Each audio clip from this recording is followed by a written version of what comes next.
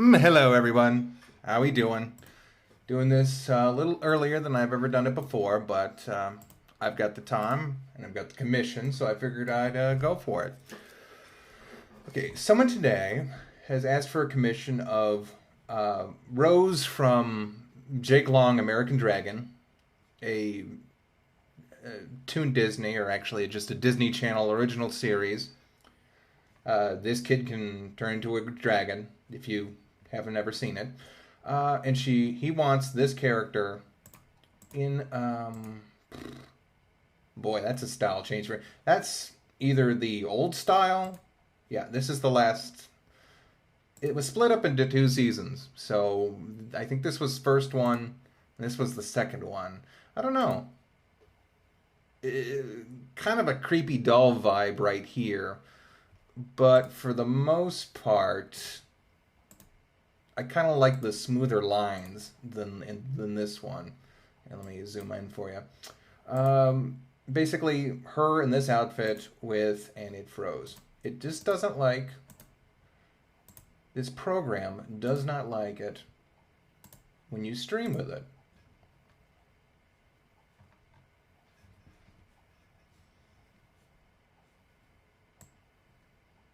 Hmm.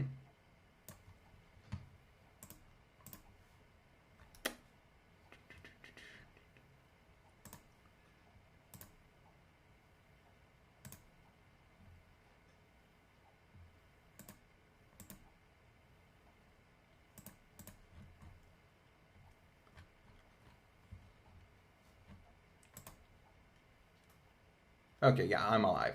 For some reason, I'm staring at the preview menu and it just says it'll begin in 4 minutes. There we go. Yeah. Am I live, guys? Anyway, let's see. He wants her to be wearing a face mask, kind of like this. It's, I guess, the face mask to her outfit. There's a different outfit that she has. There's the Secret Society of Dragon Hunters. Okay, I guess I should back up. Jake Long, this fellow, has the ability to turn into a dragon. He's destined to kind of, I don't know, police mythical creatures. And then there's this group of dragon hunters who she's a part of, who want to kill all dragons and take over the mythical pantheon. I don't know.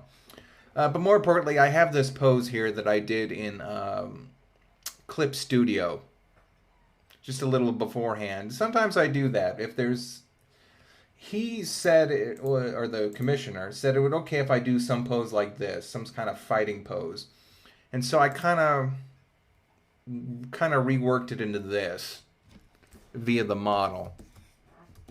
And we're just going to put that on a lower opacity and then get to work.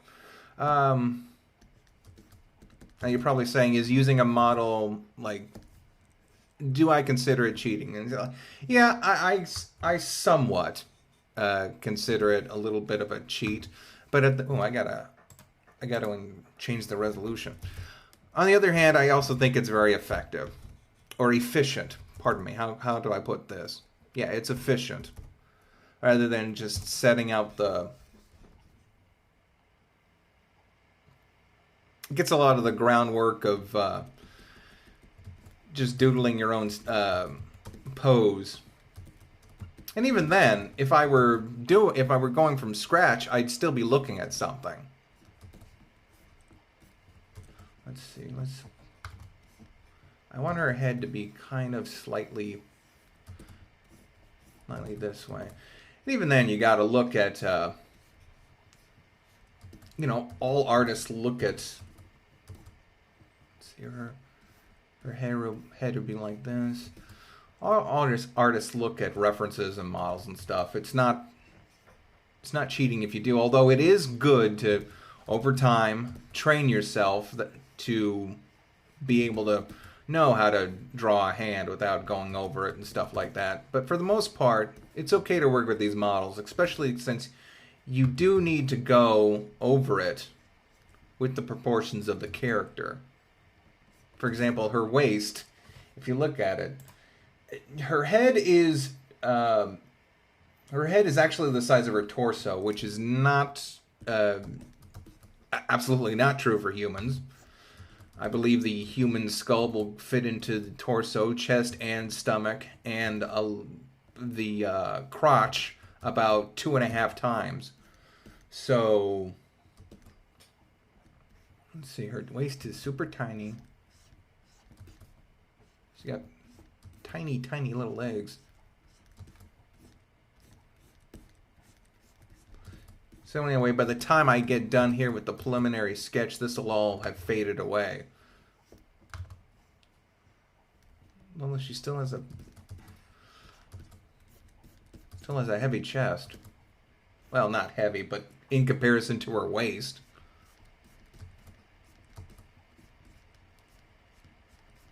Let's see, and she's got tiny, tiny, thin little arms.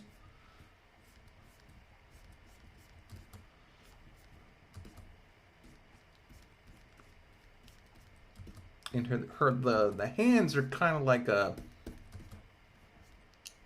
like squares.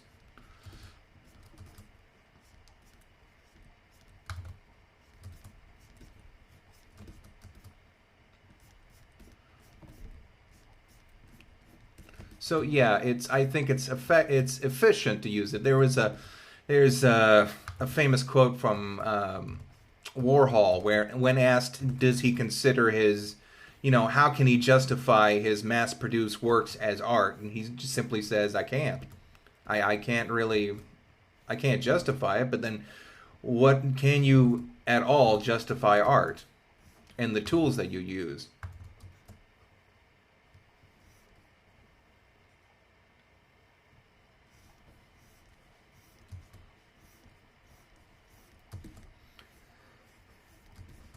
She's got that, wait, is that?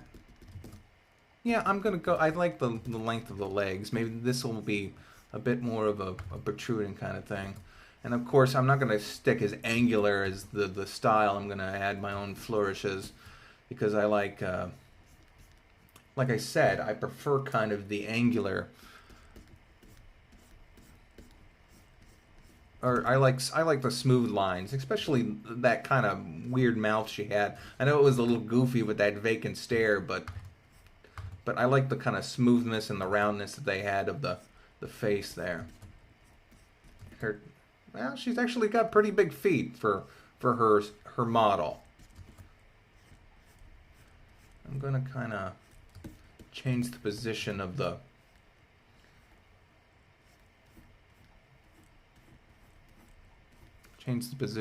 thing, if that'll work out. Yeah, that'll work out fine.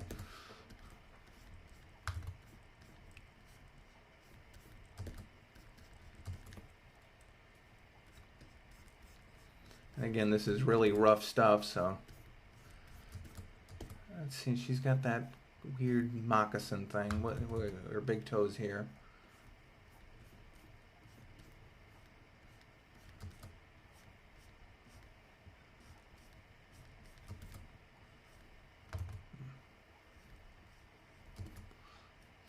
Ankle will be like this.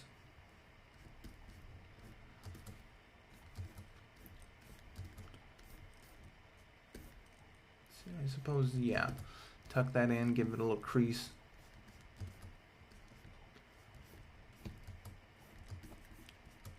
Let's see. What are my thoughts on Super Jail? I watched it a couple times. Actually, no, I think I watched the entire first season. I remember being in college when that came out, and during between classes during lunch, I would watch it. They used to have free episodes online on their site. I think now you have to actually give your something about your internet provider and stuff like that. It's kind of like I was trying to get the kids their Disney Channel, an app on their phone, and you have to plug in your provider and stuff. But they used to have it where they just stick up the week's episode free.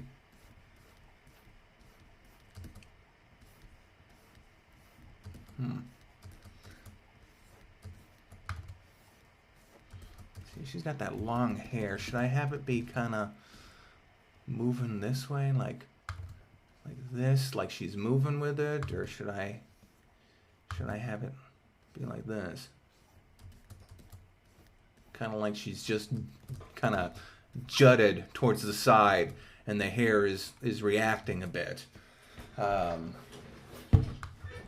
Yeah, I think I'll go with that. But for my opinion on Super Jail, I think it was really creative, and it was really well animated. But story-wise, I don't know. There's nothing really to kind of keep me going back to it. In terms of character, and the jokes were okay. I mean, I remember it being pretty witty sometimes, but I just don't know. It's a bit of a... She's got a bit of a puffball. There we go.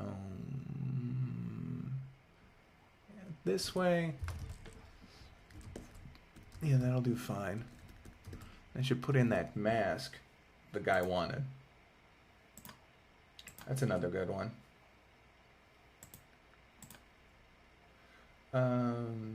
Do you feel like The Simpsons is trying to be funny nowadays, trying to be like Family Guy? I don't think it's trying to be like Family Guy.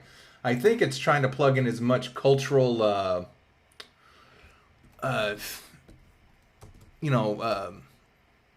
reference humor as possible, especially with modern culture things. I think we were all a little bit nonplussed by... Why isn't anything writing? Oh, there we go. I had something selected. I was a little, like everyone, I was a bit agitated by, what was it? What is that thing where one person is moving, and it's that stupid music, and it goes, one person starts moving in the background, and then all of a sudden it cuts away to everybody moving. At that stupid meme or whatever. But anyway, and then I was just thinking about that the last Simpsons Treehouse of Horror, where they were talking about iterations of the Simpsons and how the Simpsons had changed over the years from the Tracy Ullman show to their modern incarnation. And those ghosts showed up, and then at the end, all the different versions of the Simpsons show up, and I kind of sat back and was thinking, wait, those aren't iterations. An iteration would be something like, I would consider maybe the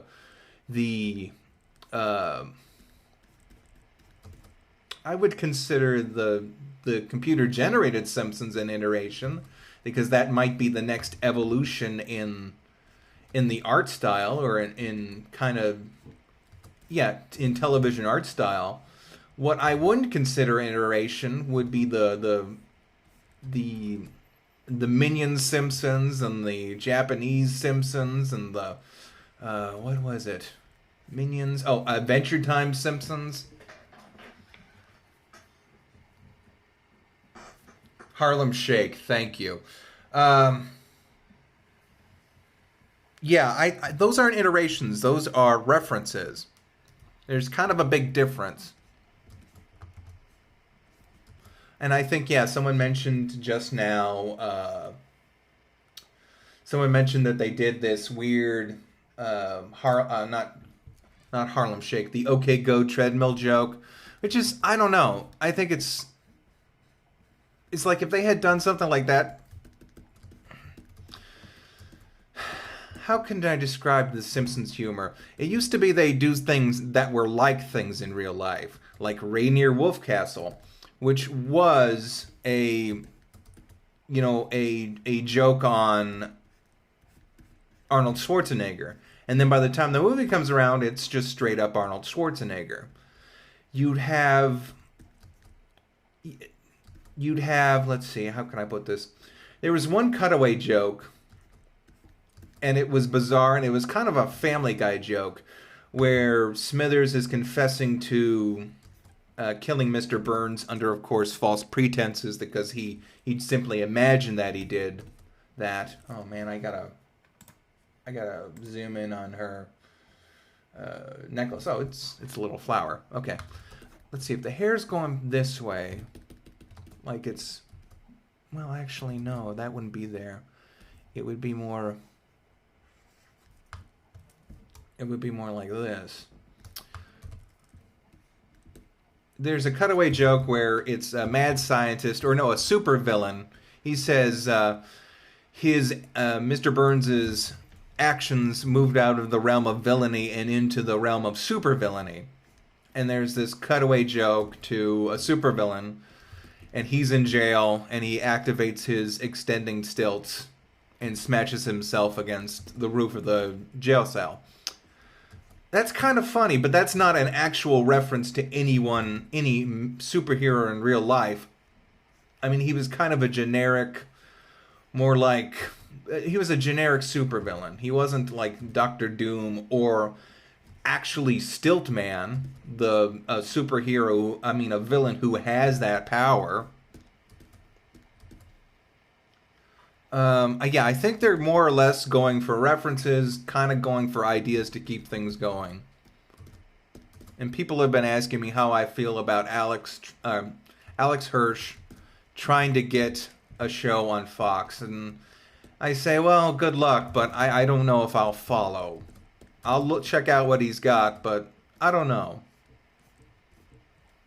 Like I mentioned in an earlier podcast, I wasn't too thrilled with the way things are turning out on... I gotta thin this out a bit.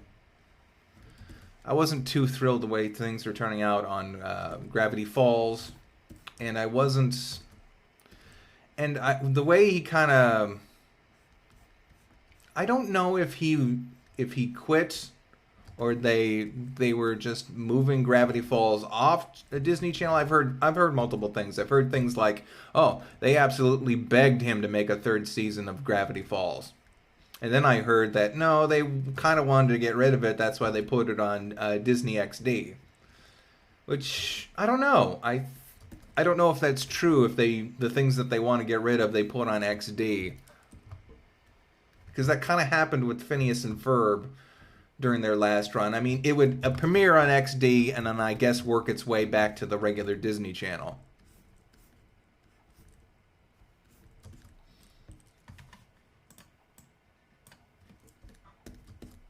But there was also something he said earlier, and he was like, he was commenting about the show itself, and it was something along the lines of that he preferred adult humor. But if he had to if he was going to make a show for Disney, and it couldn't be, he said something about like if it couldn't be funny, it had to be meaningful.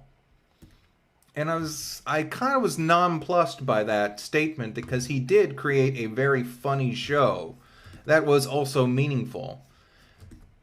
Does he now think that it's not that Gravity Falls, was he always eyeballing adult humor? And kind of decided Gravity Falls would be a stepping block to that. Which, I don't mind. Everything's sort of a stepping block to everything else when your career is concerned. But I'm kind of wary about people who consider adult humor to be more fruitful than any other kind of humor. I mean, you can make a good kids show, and it can be funny and culturally aware, and not really have to be super weird and existential like adult Adventure Time has become.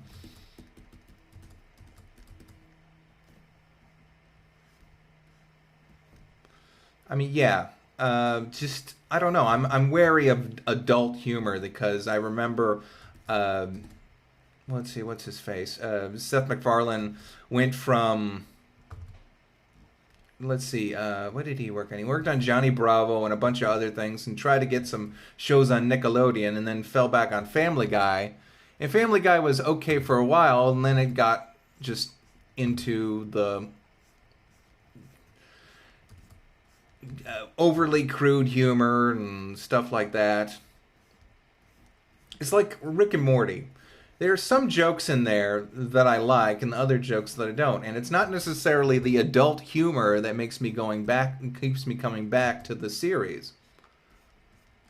Even though it is a very adult show. And for example, I think Phineas and Ferb was an amazing show, had an amazing run, and was totally age appropriate in certain places. It was age appropriate, but it was certainly funny, and it had a great run. I think Phineas and Ferb got stale. I actually stopped. I lost interest after the Marvel episode. I watched half that Marvel episode, and I kind of checked out. Wait, no. That's foreshortened, but I gotta figure out a way to kind of maybe thicken it up a bit. Either that or just shorten this leg a little bit. Does that look okay? I gotta thicken up this somehow.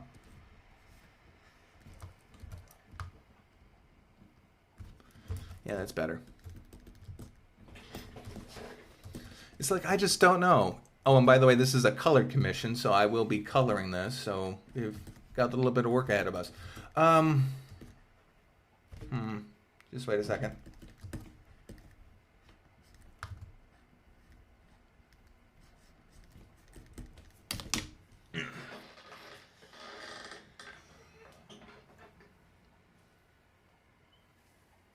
I don't know if Seth MacFarlane did any episodes of Dexter's Lab. Apologies if you've been asked this before, but have you taken any art classes? Yeah, I've taken art classes, and I had kind of a interesting art class history. That hand is just a little too... Let me bring up the reference. Oh, it's just a little bit kind of wonky. No, wrong layer.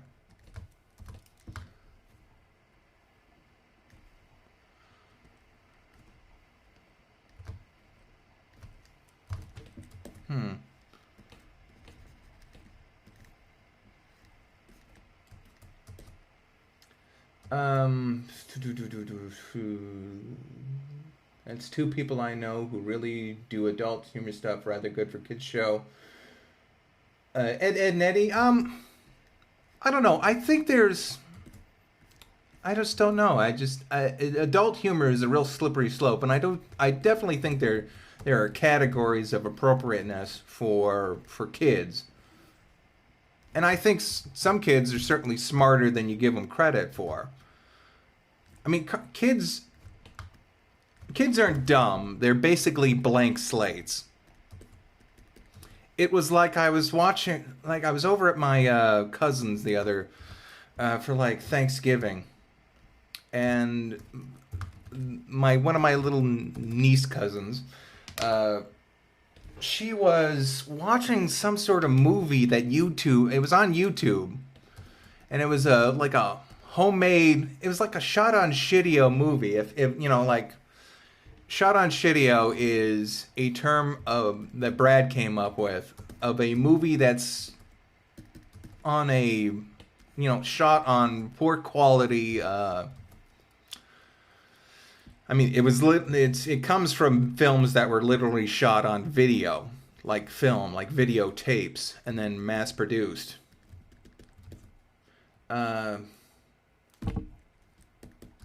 But this one was digital, but it wasn't good. It was about some sort of mermaid, but they were using a swimming pool as an ocean. They were like getting shots of this woman from above, and she was wearing like this fake fin thing, and they were. It was so weird, but it's this little budget movie, and it was made to It was clickbait for little girls. And I was really taken back by it. And I guess, yeah, kids will watch anything, but they're not stupid. They just do it because they're blank slates. You know, if you can give them something good and quality to grow on, then yeah, then they'll know the difference. She's got pockets and weird little ribbon on her bell bottoms. What do you think of theatrically R-rated animated movies?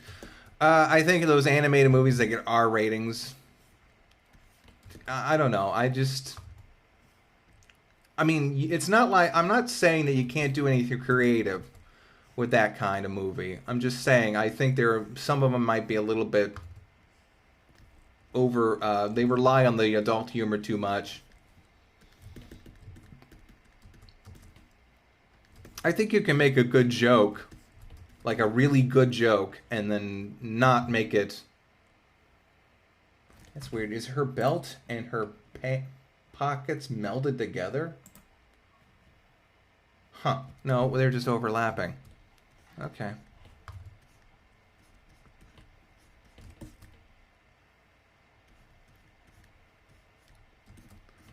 And that'll do fine.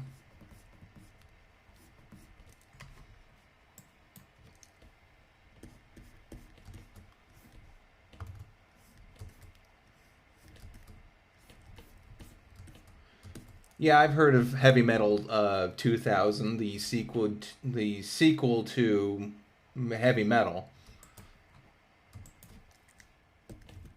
I watched like the first 5 minutes of it before I stopped.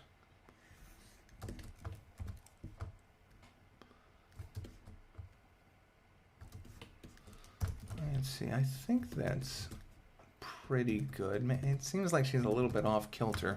Let's see what we can do about that. Yeah, there we go. Maybe move this foot underneath her a little bit.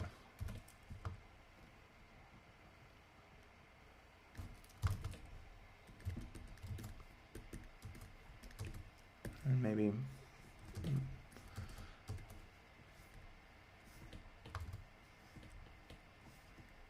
yeah, move that hair a bit towards like this. There we go. Gives a good line of for one good thing of illustration. It's line and then counter line to kind of complement each other.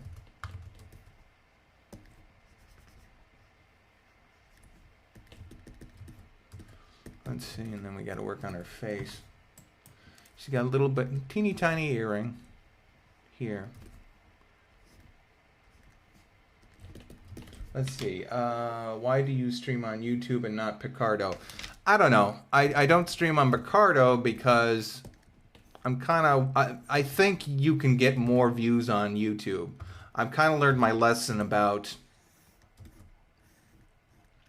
what platform kind of beats out the others. You can earn more viewers on YouTube than you can any other thing, and I think Picardo's fine. And I've said this before many times. It has its advantages in that they don't seem to really mind if you stream movies or music.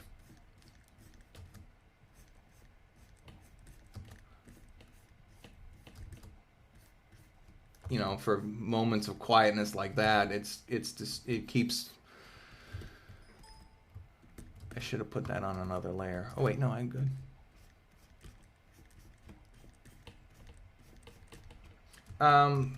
But like I said, I can also generate money with this. I mean, I think the only way Picardo allows you to do that is if you, let's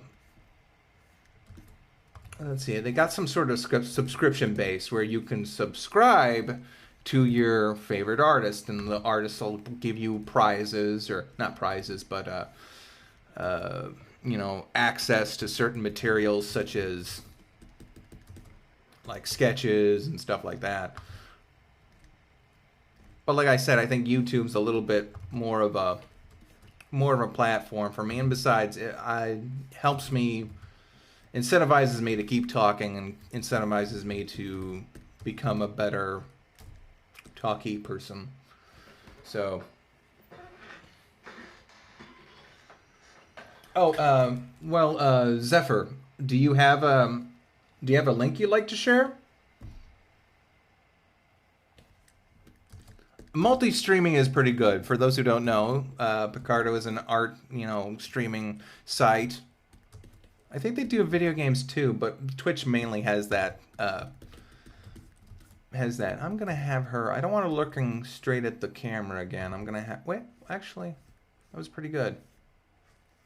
Getting a little bit of a Sub-Zero vibe off of her right now.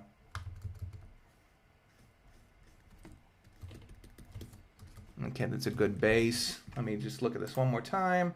Her torso is a bit too heavy.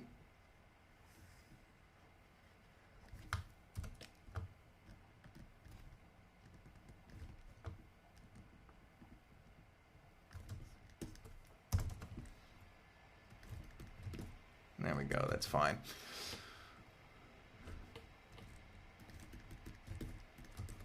Okay, now I'm just going to go over a third time just to make sure that the line work is clean. I got something to work with when I go over in lines.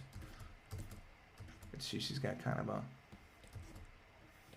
I usually do this. I go over once for the rough, again to kind of get the motions. See, I can kind of work out that this isn't where her face would rest. She's got that kind of squared off. Picardo, Tumblr, whatever.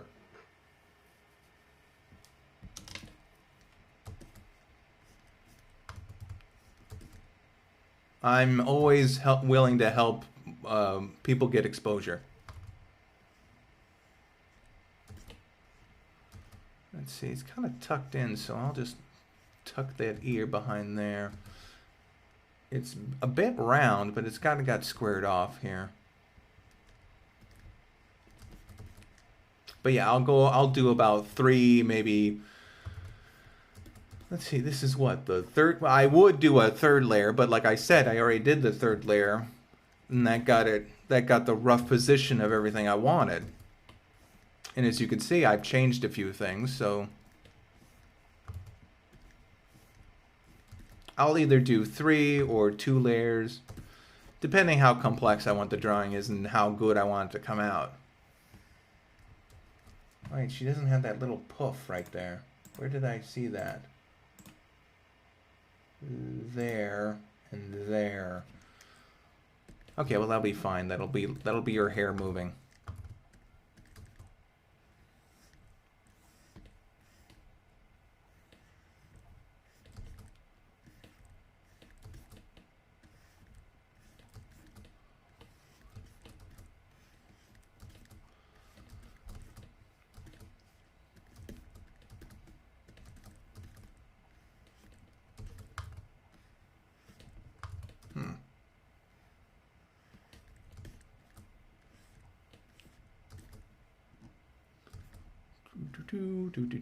Let's see.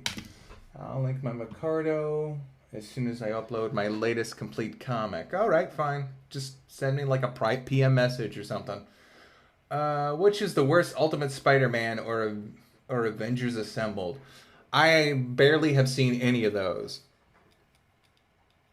I watched the one Ultimate Spider-Man with Deadpool. I don't know why. I'm not even that big of a Deadpool fan. I'm going to have this flower be kind of... Here's a good trick. Take a 2D picture. Or, yeah, a 2D shape. Put it however you want it. Seems kind of flat, right? Well, yeah. We do that. We raise it up a little bit. Well, it was supposed to be something. Oh, that's right. It only works for certain. Here, just wait. There we go. And then boom, it'll take a shape in 3D.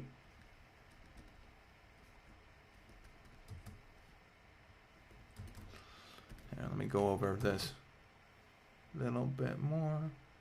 There we go. Here's the flower. There's that. I learned this trick from, oh God, what's his name?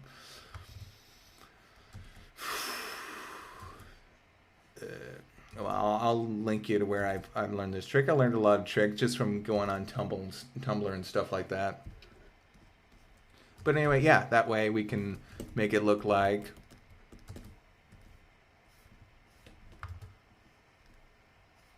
the pendant's kind of moving.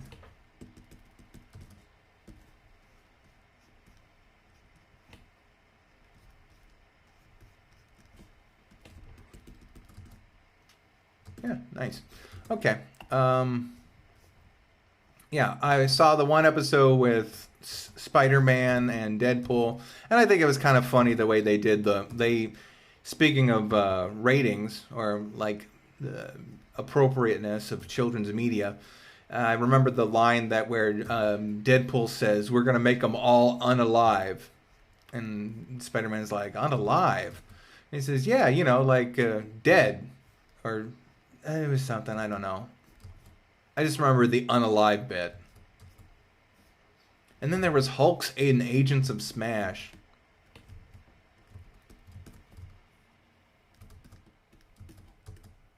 I think Paul Dini was working on that. Not Paul Dini. Yeah, Paul Dini. Paul Dini was working on that one.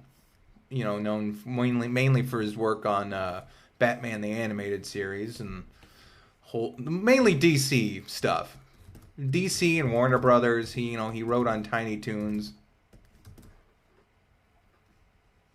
I did an episode on his creation, Jingle Bell, Santa's Daughter.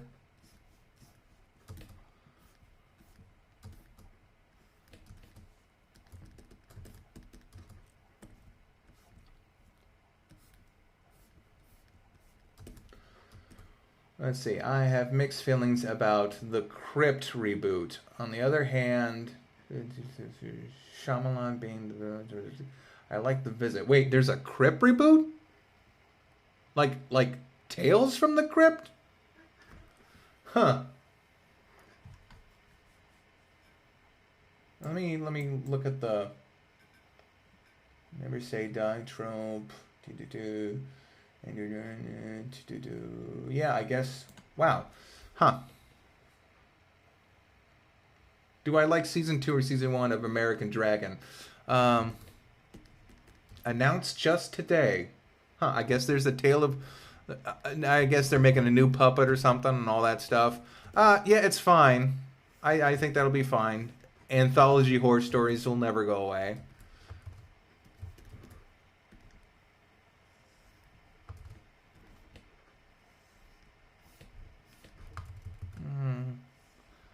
No, I gotta keep her legs kind of thin. In fact, I gave her a little bit of a bump here. I shouldn't have done that. And there, yeah. That'll work out fine.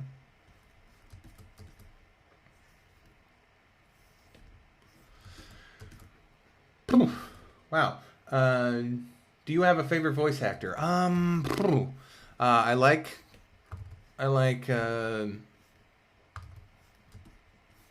well, I think, gosh, I like Tom Kenny in a lot of his stuff. He does a lot. His range is really good.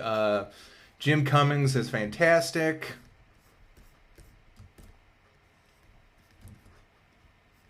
It's amazing that the same voice for, well, I mean, he does so many villains, but he does like Winnie the Pooh and stuff like that too. I don't like this. What was I doing there? And I'll be fine when it gets... I didn't even finish her sandal over here.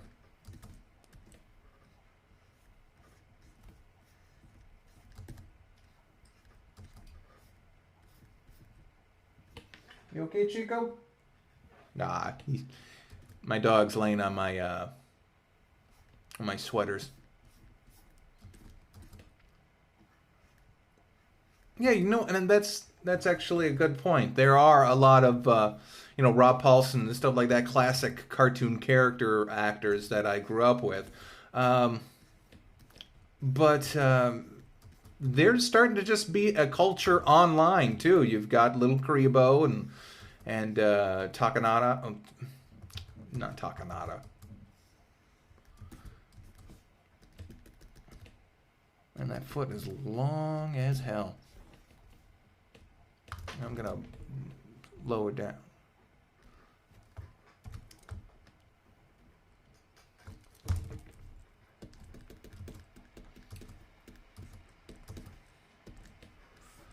Takanada, do not implore him for forgiveness. Takamada, do not beg him for forgiveness. Takamada, let's face it, you can't Takamada anything. I forget how ankles work. Oh well. There we go.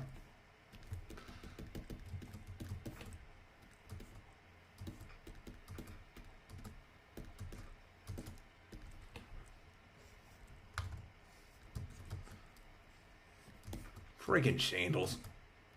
Yeah, like One Piece, Purple Eyes. That guy's got a great voice.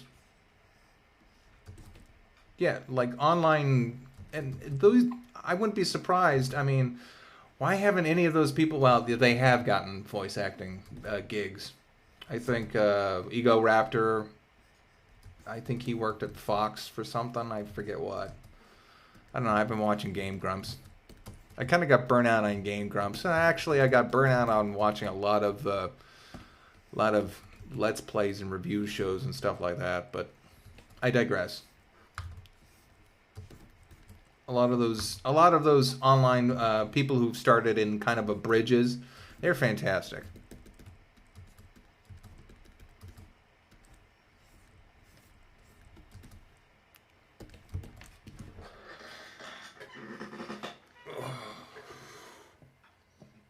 Aaron was some robot on Rick and Morty. Okay, fine.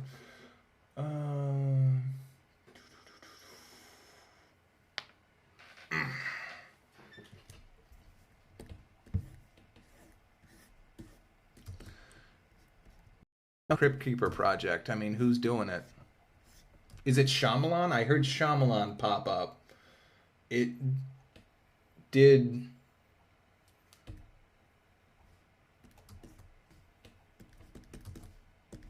Is he part of the? Is he on board with that or what? Justin Roiland was in Krampus. What was he? Oh, what was he?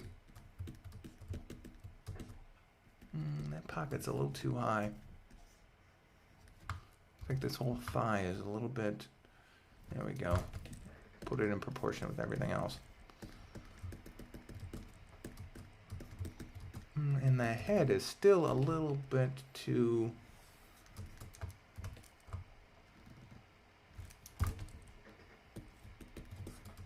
Yeah, there we go.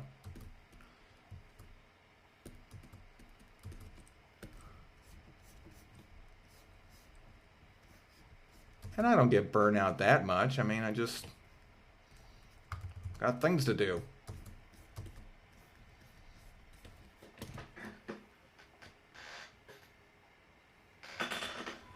He was one of the killer gingerbread men, fine.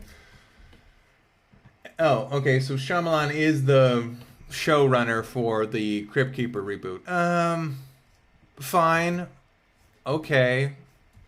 If he surrounds himself by some good talent, then that'll be fine. He has a flair for presentation, and as long as things in check, he'll be good. I just listened to Brad do his review. But from what I can tell, he kind of got the perfect mix of his humor and horror in there. So I don't know. Maybe he'll find a nice, good place, a home with Tales of the Crypt. Because Tales of the Crypt, it's a bit of an institution when it comes to anthology horror, but it's mostly kind of schlocky. The inherent story itself.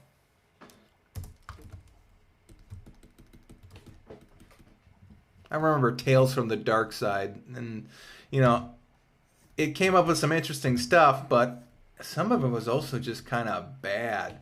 Like, some of it was like ironic, just for the sake of irony and mean spirited and stuff. Yeah, this is good. I just don't know about her hand though. I kind of want to do something else, like maybe.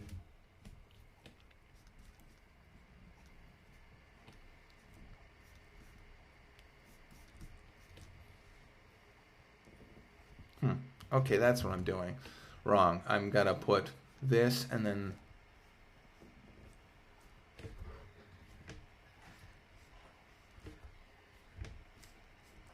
I forgot about all that kind of the heavy meat that sits here and make that this.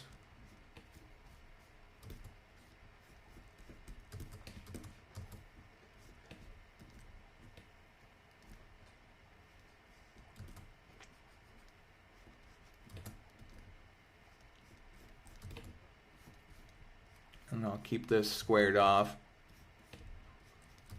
Square fingers. It's simple for TV production. Doesn't really look that right.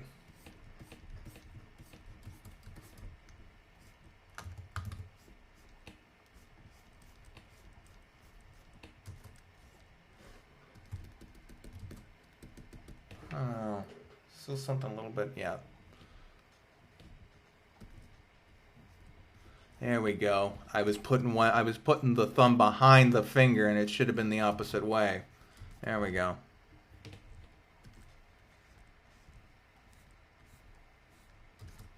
Much better.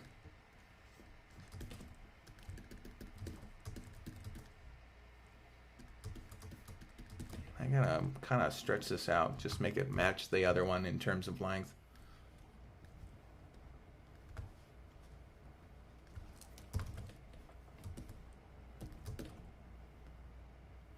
Actually, CR, if Hellevator gets another season, I'd like to see the Hellevator is a horror game show by the Sokai sisters. What is that? Hellevator. Huh. I'll have to look that up. And you're right, if Square Fingers were good enough for King Kirby, it was good enough for me.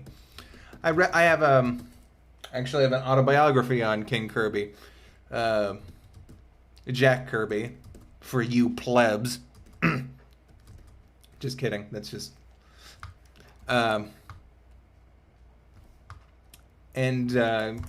He originally tried to get into Flesher animation. You know, he did not storyboards. He tried to do animation for Popeye, but much like myself, his roughs were way too sloppy. He would try to do in-betweens for one of the actual animators. And, well, let's see. If this were to be my final clean version, his would always come out like... Here, let's just see what I can do here to show you the style of... His would always be so rough because they would have almost like a double image around them. Because he'd go over the lines so much and so many times and erase things. He was a perfectionist, and he had his own certain style too. But he was not like one and done Jack. He was...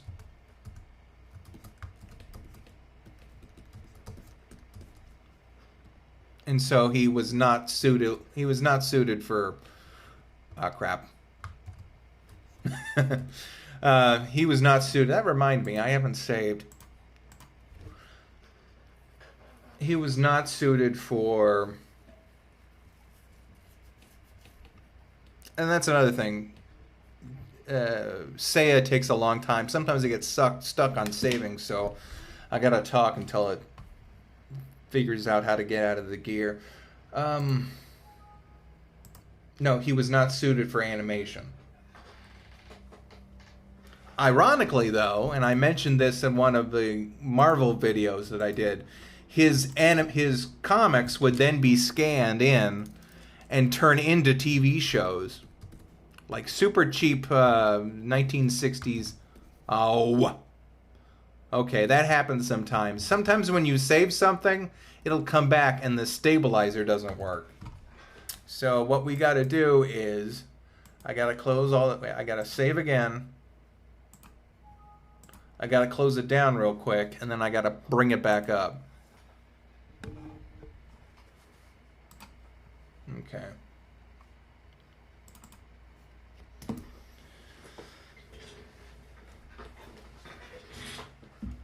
What's the Jack Kirby book called? Okay, I've got Seiya opening up again. Let me get that for you.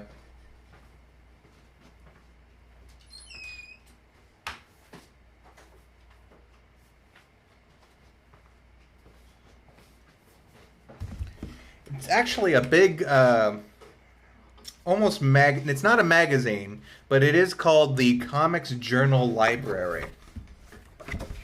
And it's a collection of interviews and essays, and it's huge, maybe about the size, it's almost like a square, rather than the traditional 8x11 format of a book.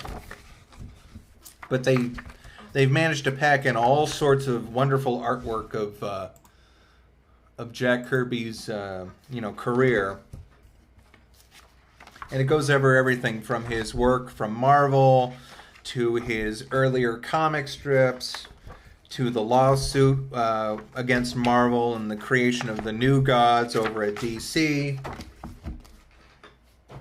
It doesn't, however, mention any of his TV work, like the work he used to do for action figure companies in order to, start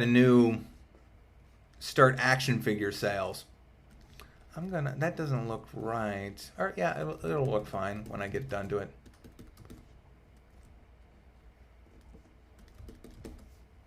Let's see, I'll put that on a lower layer and then start our inking.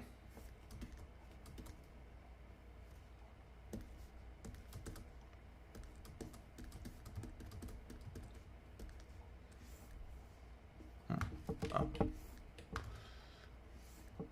Yeah, that's a good thickness for what I'm going to do.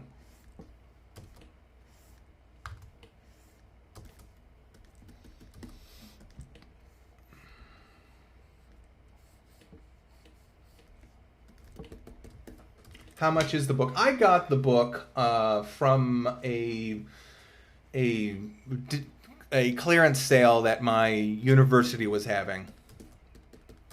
The bookstore was just having a clearance, and it had it there sitting on a table, and I picked it up for like about I think I picked it up for like $7.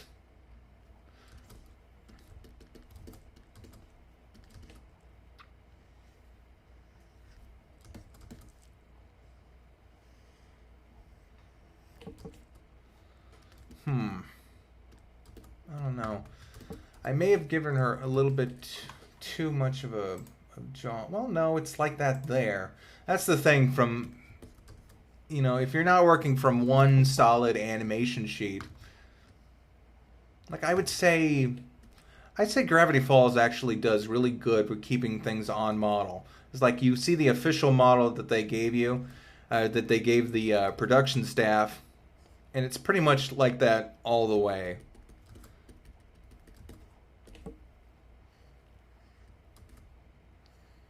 But then on the other hand, some of the best and most memorable animation comes from off-model stuff. I remember when The Simpsons used to go off-model all the time, or do interesting angles and stuff, and now it's all one angle, kinda, unless they do something artistic. But for the most part, they go by the the 1/3 rule, where it's kind of on 1/3 perspective.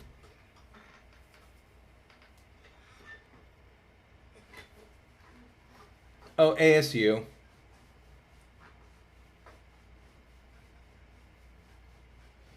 How's a going, buddy? Sorry. Oh, no, that's the conversation between everything else.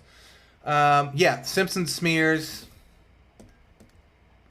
Like the time Homer had a heart attack. That was some great animation. I think that was done by Brad Bird himself. Brad Bird, an animator I found out worked on the Animal Olympics. He was one of the animators there. And of course, who would go on to do The Incredibles, and then some of the... Did he direct? I know he directed the fourth Mission Impossible movie, and that kind of revived the franchise. Did he do the next one? I mean, the one that came after that? I don't know. Let's see, that one... That one needs to go out a little bit more.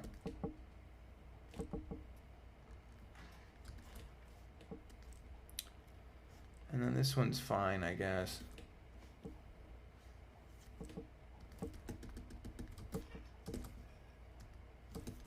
Yeah, very nice.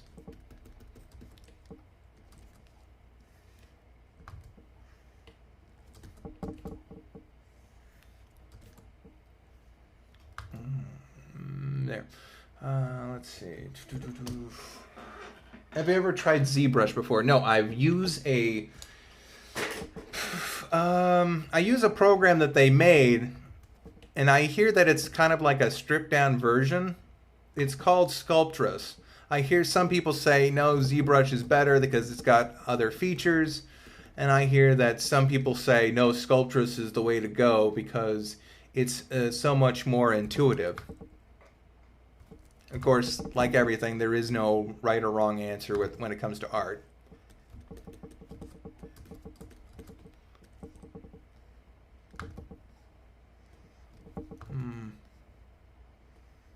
There we go.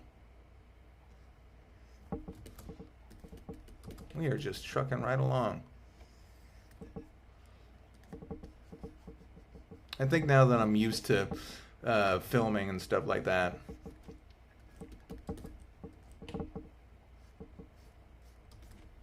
I still make this weird slurping noise when I breathe in too quickly.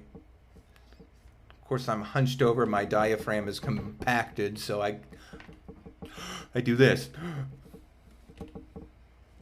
And I was listening to some real interesting stuff about voice work technique. And there were some people that say, no, you got to learn how to alleviate that. And then I hear other people who I kind of think are a little bit more experienced say that, no, that's the breathing in and breathing out. Those are the natural rhythms of a speaker, of humanity. That's what they do. You speak long and hard, and you put you finish the sentence, and then you take a breath. And that's kind of like a natural break and punctuation, if you will, for the human body. And there are certainly other things that are more annoying than others, like the ums and ers that we cloud our speech with. But even then, sometimes you can put your own inflection on it, like one Mr. Jeff Goldblum, who will space out his words with these noises that are coming from my mouth right now.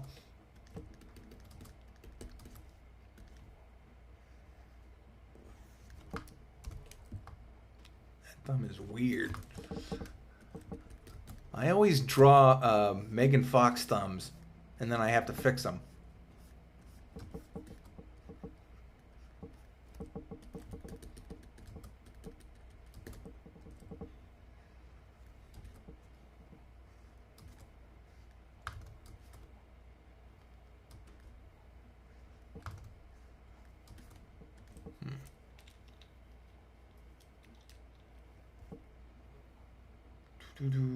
So, did I check? No, I didn't see the Steven Universe episode. I still need to watch the one where Peridot, where they go to the moon.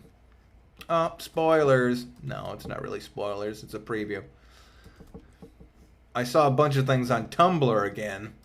Again, I gotta stop going on Tumblr. If I post my artwork, I gotta learn just post my artwork, get in and get out. Just be like, here's some artwork. Shut up, everyone. I gotta go. No, I don't want to see what happened on the last episode. It's like you turn a corner and bam, gift set. Oh, damn it. Didn't want to see that.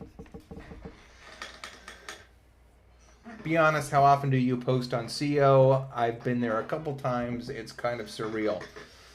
I've seen you there a couple times. Hey, Crossboner. I don't know. I usually visit from, once a day, kind of check out and see if there's any good requests in the draw threads. Sometimes some things will catch my eye. They just did a story time of Andre the Giant, Closer to Heaven, a graphic novel. The second graphic novel, I think, featuring Andre the Giant. And it was really beautiful and moving. I think a bit more poignant than the second Andre the Giant graphic novel I know that they have out there. The art style was a bit more complex. The art style in that first comic, I forget what it's called, but it was more like a web comic kind of thing, which is fine and good, and it was nice and stylized, but I just kind of prefer the completed shapes that this one had.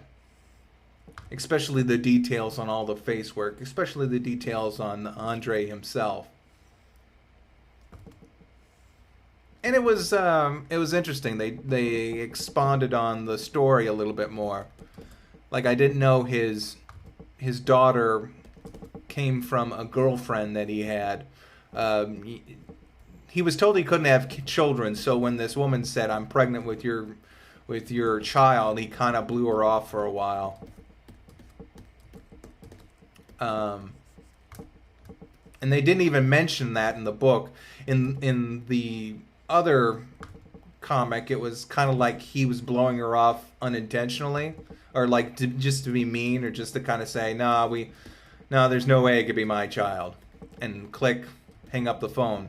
In this comic, it explained that because of the tumor on his gland, the one that made him so big, it caused other anomalies in his body, and one of those were the fact that he was going to be sterile. He wasn't going to be able to reproduce. But he did. And it expounded more about his surgery and breaking his ankle, and his work in the Japanese, Japanese showcase. I don't know. That's not the right word anyway. But the fact that he was still working in Japan as a wrestler for longer than I thought.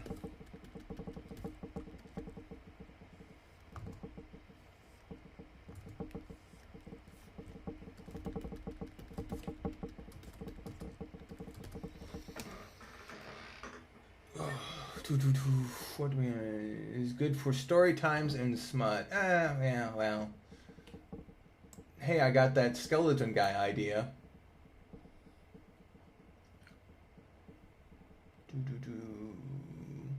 I love your no evil videos.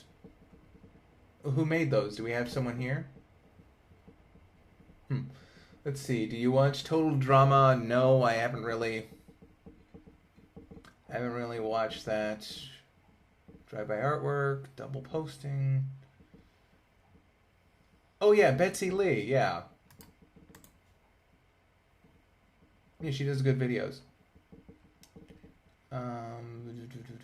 Did you ever see Overdrawn at the Memory Bank, or at least the MST3K episode? Oh yeah, of course I've seen that MST3K episode. It was great, and it was in the heyday of the Sci-Fi Network run.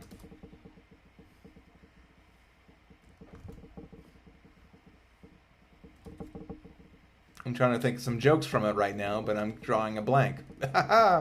Overdrawn. I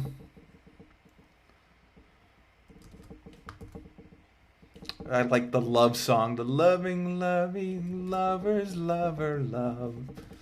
I know a couple of guys. I really do like pie. I know a couple of guys. They really do like pie. I don't know what I'm doing with this finger here. what was I gonna say?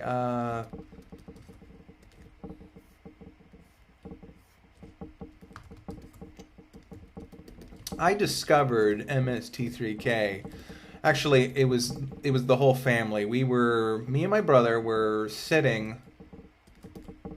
We were sitting with the family, and Dad was flipping through the channel, and all of a sudden there was this TV show with puppets, and it was weird. And it was like, oh, what's this? And then all of a sudden they went into a movie theater and they started talking over the movie, and it was hilarious and brilliant. And we were like, Dad, can we watch this?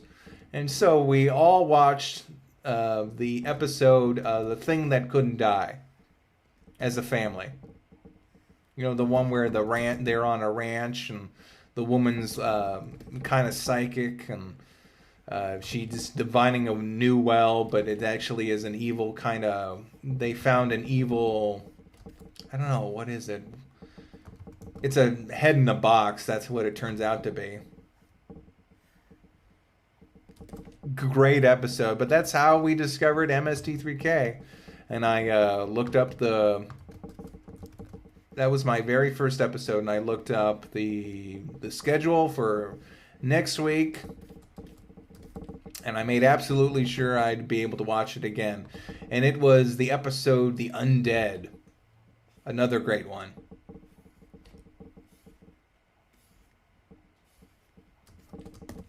And then after that, after watching a couple episodes on TV, I all of a sudden saw MST3K the movie on one of the video rental shelves. I picked it up and I watched it. And it was great. Really different. The budget was expanded upon.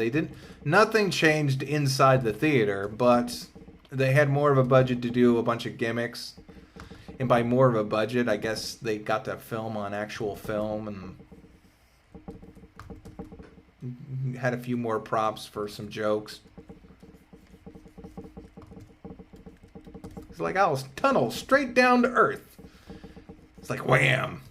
Bing, bing, hull breach. It's like, I didn't expect this. Mike, can you hand me my notes? Thank you, Mike. Look at that. We shall all die. Even had it underlined.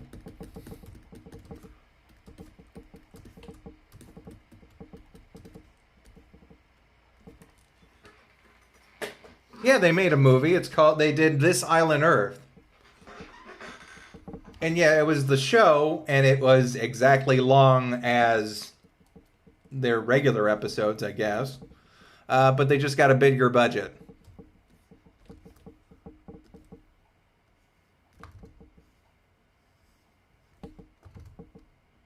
It had a mic on a big giant hamster wheel, which I thought was pretty cool. And it kind of established that maybe the Satellite of Love was bigger than just that one little set that they had. That's kind of what I imagine is kind of off to the side. It was real different. They chose a whiter... You know how in the later seasons of the sci-fi run and the Comedy Central run and the sci-fi run, the backdrop was kind of like a more maroon or purple. But in the earlier Joel episodes and in some of the earlier Mike episodes, the background was all white and clean and looked more sterile. While the later Mike seasons and the revival on sci-fi, kind of, I don't know, like they got a bunch of toys and painted them, and it looked more organic in a way. I would dare even say Geiger-esque.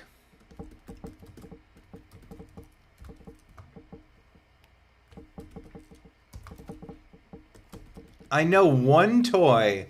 I know one of the props they had in order to look at the nanites. You know, those little nano microscopic robots that they had all over the ship, and they would sometimes do things for Mike and the Bots.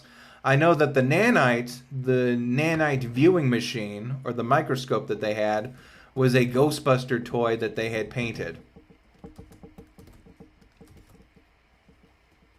I mean, the part that was supposed to be the lens was like the Ghostbuster toy and the body of it, but it was connected to other things.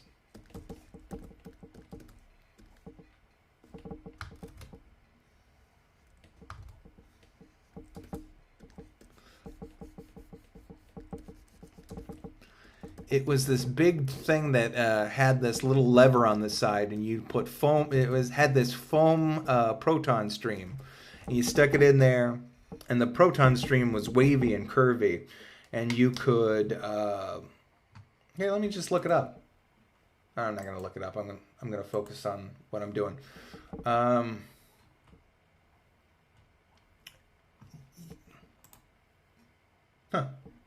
Okay, I'm sorry. I was looking at the stability. Um, it had this foam proton string and it was curvy, and so when you kind of worked this crank, it sounded like it was causing it to,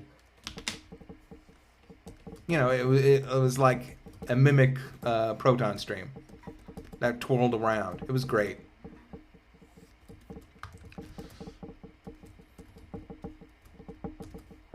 They really were inventive.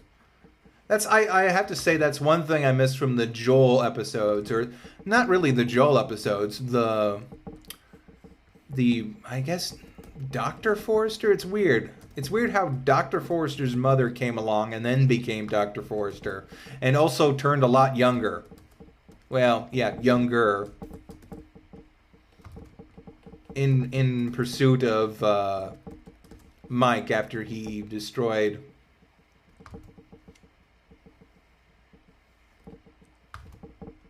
Dr. Forrester.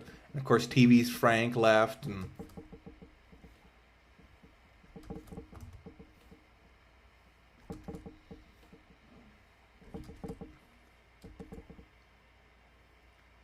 okay, someone asked me if what do I think about the Steven Universe getting censored in the UK?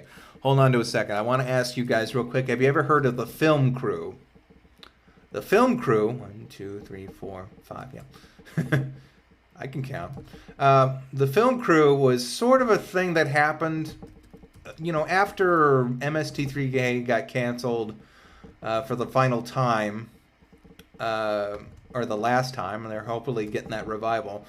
They, Mike and the bots or non-bots went their separate ways from Joel. I think Joel tried to make cinematic Titanic, which was fine, and it ran for a while.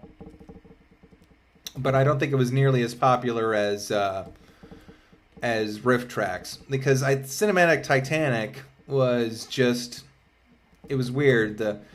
They had 4 reviewers or mockers, and they would stand on a boat kind of thing. And I guess this was after Titanic was huge, so that makes sense. But I don't know, I just never got behind the gimmick. And they couldn't do the sitting in front of a theater gimmick because Best Brains actually copywrote that. I don't know how you copyright a premise, but they did. I don't know how you copyright a visual sight gag like that, but they did, and so people had to kind of come up with other things. The Film Crew was just, it was like the first iteration of Riff Tracks, and there was 6 episodes produced. You can actually find these online. And they were of the same ilk as MST3K movies. They were I forget if they were public domain or not. They might have been these old public domain movies. There was nothing really, like they didn't have anything from Universal or any other theater like that. I mean, not theater, movie production like that. So I think they basically riffed on a bunch of public domain shows and shopped it around. It was weird. It was like they were working in a factory and they had to make fun of bad movies for a boss. It was very much what was going on with MST3K, and that people were forced against their will to do something, except in this case they were doing it for a paycheck and not because they were being tortured by a mad scientist.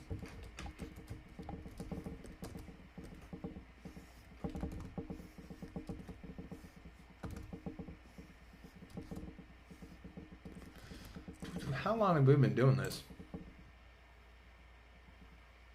Oh, an hour and 15 minutes. That's not bad. Right, and my modifier, my exporter says an hour and 20 minutes. Huh, weird. Oh well.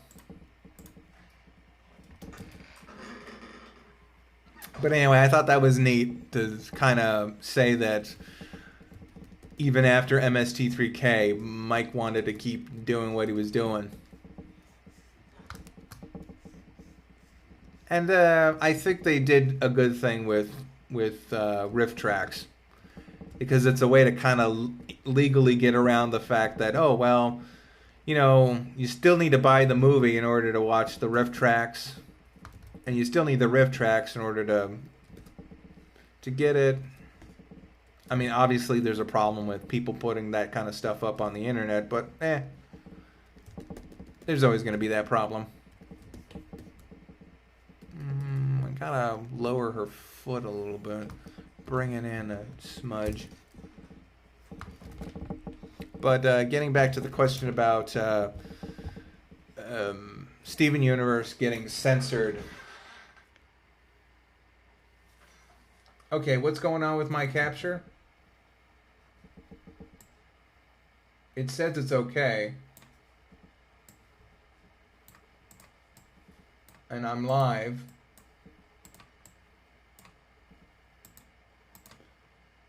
I'm not hearing from anyone yet. I guess there's going to be a minute delay on that. What the hell? Oh, I had other windows opening up in here.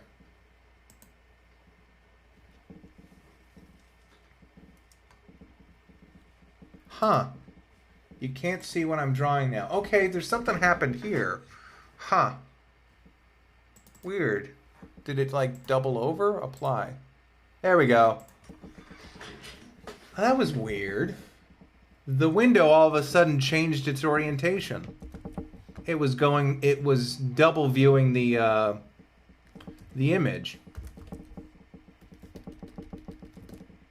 Yeah, that looks okay.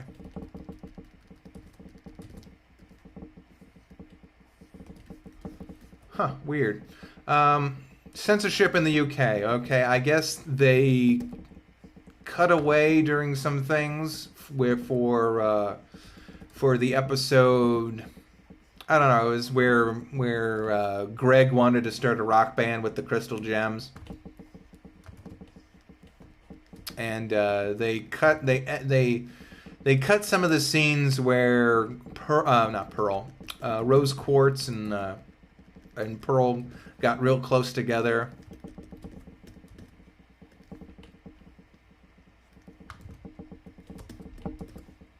So I don't like it. I think it was fine the way it was. There, I guess that's all I have to say about that. I know there's another interesting thing. I think it's either in Russia or Germany.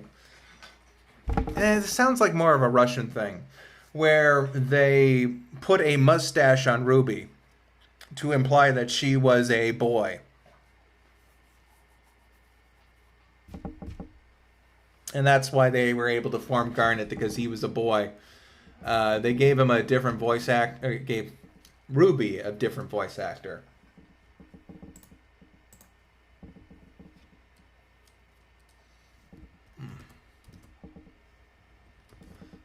So yeah, that's not cool.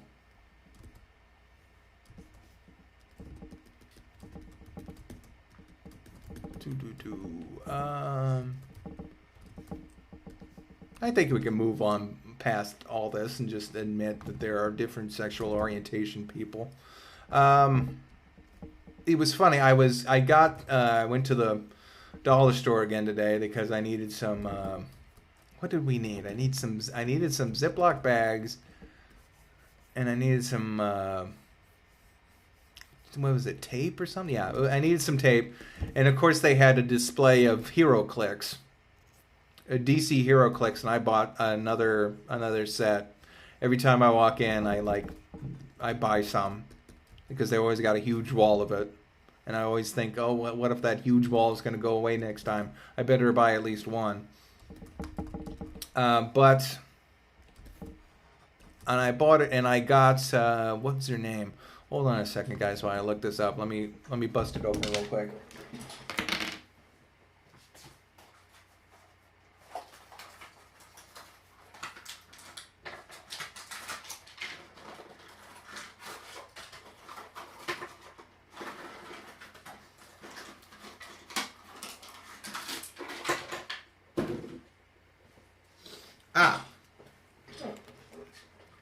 I got Maggie Sawyer. Apparently, at some point, HeroClix had this little thing called bystander tokens. They're not figures, but they're little discs that I guess have bonus or boosts or something, or act as their own character. I'm gonna have to look up this in the rule book. But I got Maggie Sawyer, who in the comic books is known for being a lesbian, and in fact, they included her in Superman the Animated Series. And they even showed her with her lover. I want to say I'm not wife because I guess it wouldn't be legally binding in that case. But yeah, wife. Her wife, lover. I forget about their status in the comics, if that was ever explored in terms of having any kind of, arc. But they showed her lover sitting next to her on her hospital bed after she was hurt one time. And they didn't need to draw attention to it. They just made it happen. They just showed it. That's a little different between what's happening with Steven Universe, but at the same time, it's like those people exist, and it's culturally appropriate to do that, to show that, because there's nothing wrong with it. People do their own thing.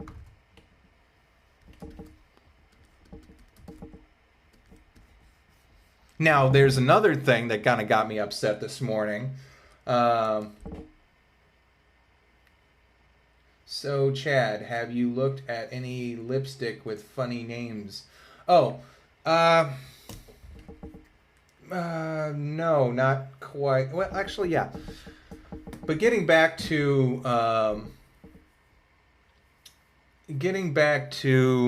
what I was saying, I read an article. It was clickbait. It was obviously clickbait, or either the woman actually believed what she was writing. I don't know. It was something about people getting upset at the Pixar short Lava, and how the volcano in that was this big, stumpy, big, round, fat-looking volcano.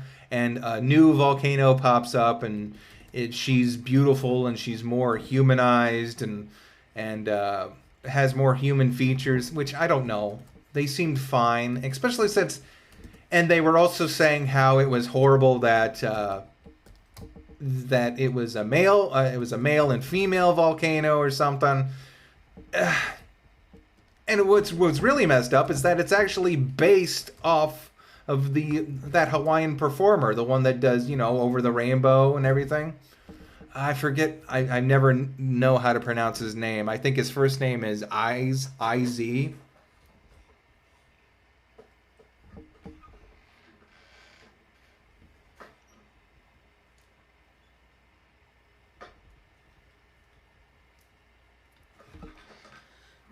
And it's, it was basically, I thought it was fine. I didn't see any real problem with it.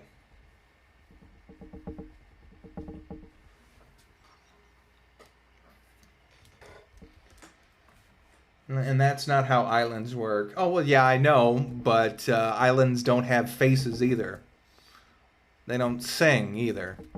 You could say, well, that's not how that works.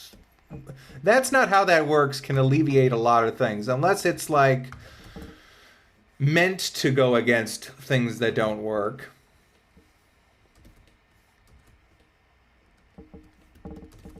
You know, if that's the joke or the premise of the situation.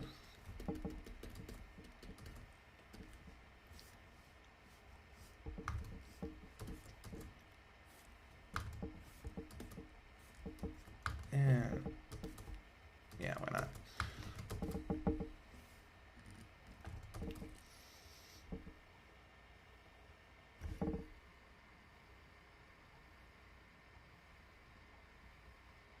Let's see. Didn't like the music too much at first, but that's really not fair.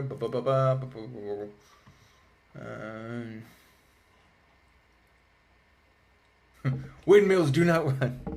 Futurama. Now people are saying support Alex Hirsch's new show because Fox is really flaky. They can't, and they if I would understand if they maybe used Firefly. I think Firefly is kind of overrated for its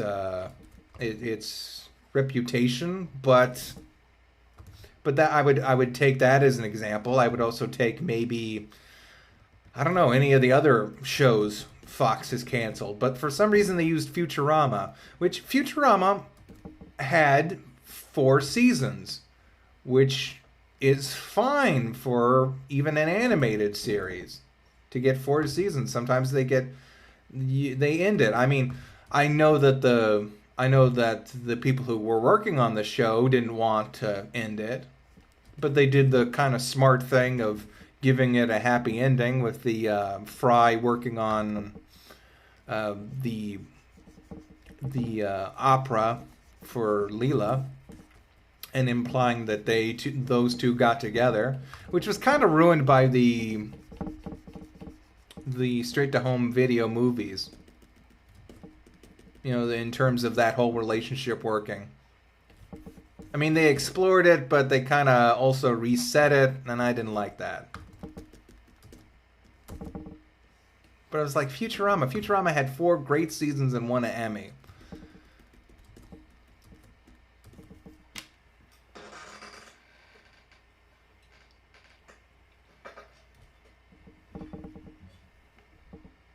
Firefly is just Cowboy Bebop for teens.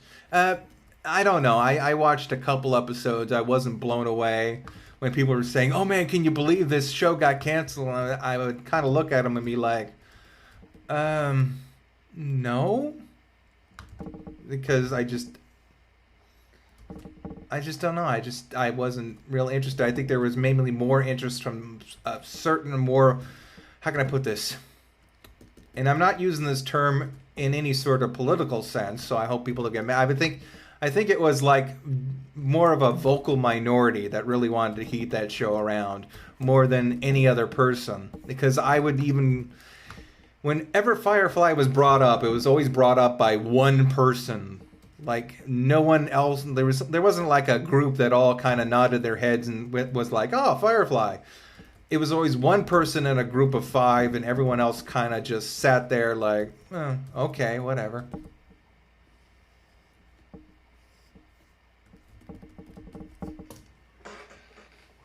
Futurama never made me laugh. Didn't hate it. It was just meh. Oh, okay.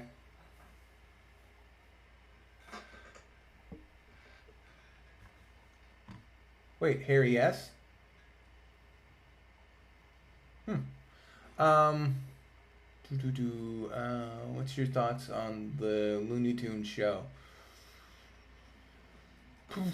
I think I said yesterday I thought it was okay.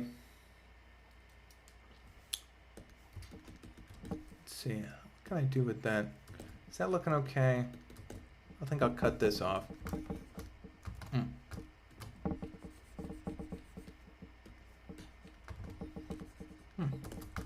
Yeah.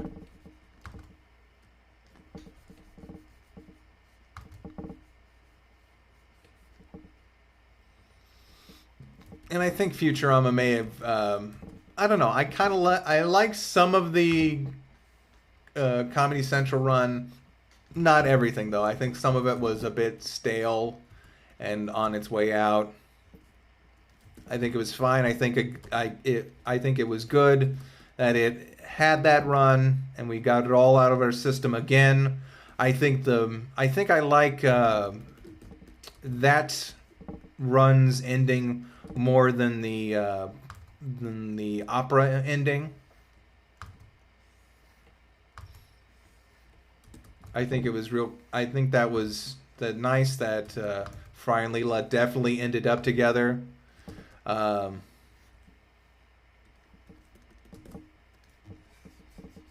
Although I think that the opera one was funnier, if that makes any sense.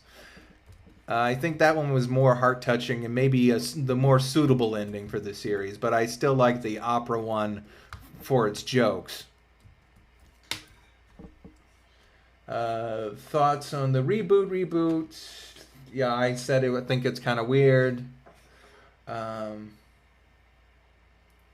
you know what? It's funny. I still haven't watched I still haven't watched any of the Family Guy I haven't watched any of the Simpsons crossovers. I just haven't. It's like, and it's weird. It's like I have this absolute ambivalence towards it. I haven't even gotten on like cartoon. What's its face? You know, that watch cartoons online, where you can find old shows sometimes. It's like I've seen links to it, and I'm like, later. I'll do that later.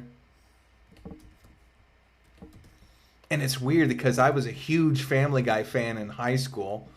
Yeah, in high school, no duh.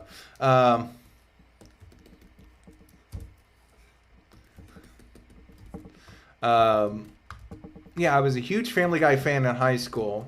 So I probably would have checked that out. I loved the Simpsons Futurama crossover comic.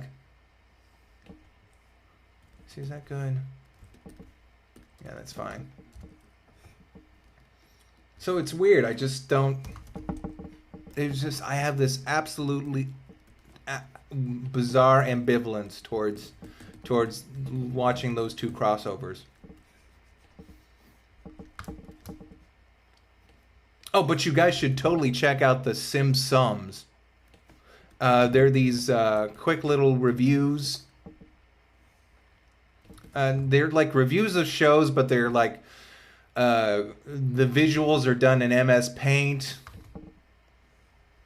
And this guy does a great job kind of doing these humorous reviews about the later episodes of The Simpsons and how bad they've all gotten. Here, I'm definitely going to give you a link to this.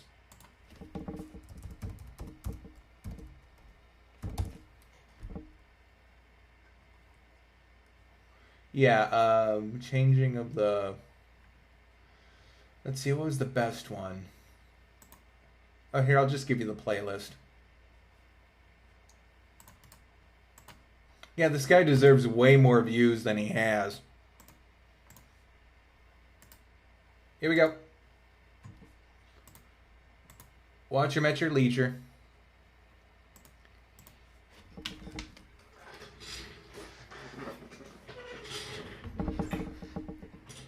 Donut spoil. I have recording. What? Huh. Just got done watching the new Steven Universe. I love it. Oh, okay, that's what you were talking about. It's okay. I like Jeff Dunham in high school. Oh, hey, Joe. How you doing? Wait, are you Joe?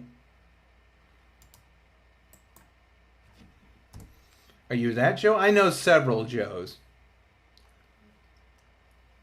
No, this is Joe Mater.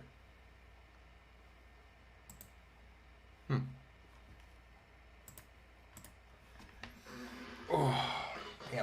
But anyway, it's hilarious. I especially like the flying of the coot or something like that. It talks about when what was it?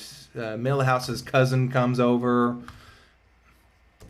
and there's different plots about Grandpa flying Grandpa's old war buddies and stuff like that.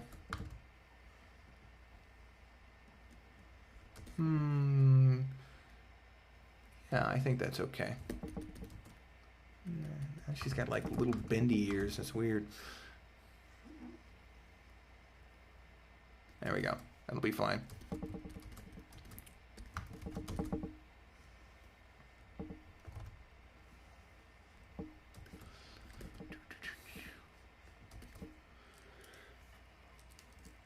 Let's see. Hi, I enjoy your FF videos and artwork. Ah, thank you. I still got to... Yeah, hey Joe. Yeah. I recognize your ID now. I'm sorry, I'm not really good with names or faces or anything. But yeah, watch The Simpsons. You need to give that guy way more views.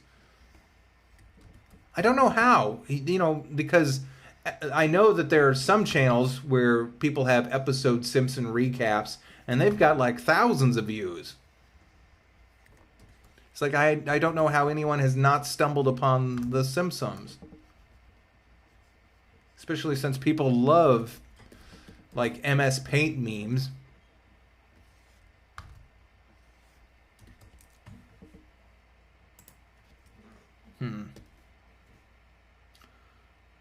What's my thought on the Dragon Lair movie? I'm looking forward to it. Cautiously optimistic, maybe? Little jealous that the Nostalgia Critic got Don Bluth to show up on his show.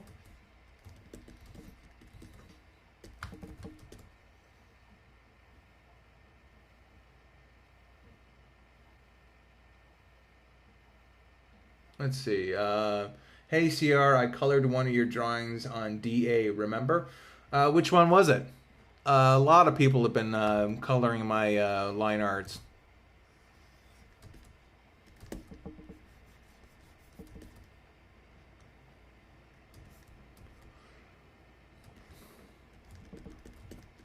Yes, we've heard the next episode of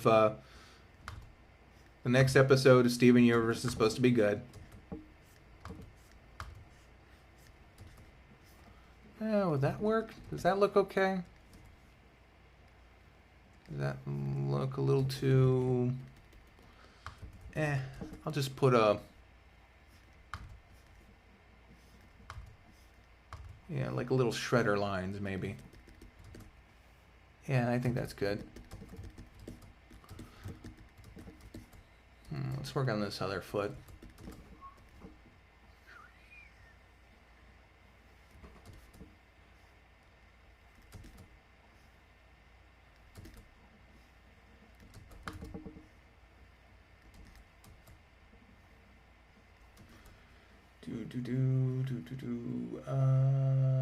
Maybe I should draw one of those one day. Looks good. Oh yeah, the Phantasm one. Yeah, that was great. Are you into the X-Files? I don't know. I remember watching it a lot when the previously mentioned cabin that I would go up to Strawberry. I remember watching it a lot when I went up there because we didn't have... we went up there, we didn't have cable up there. We only had a antenna, and it was up in the woods, so we didn't get half the channels we normally would. Grandma had cable when I would go over and visit her when I was really young, and she had cable, and I would watch all my favorite shows over there. Summer was great because I could catch up on all the shows that people would mention and say was cool. And I would tape them so I could watch them later. But man, that heel is a little bit too disappear. But up in the cabin, you only had like PBS, Fox, ABC. I mean, you didn't even have like channel. Well, you like I said, you only had half the channels. There's something a little weird about that. Yeah, if I stretch it on this way, curve it in that way. But I remember watching that, spending Sunday night watching Fox up there, and that was one of the shows we watched because there was nothing really else to do. unless you went to down the town and rented a movie or something.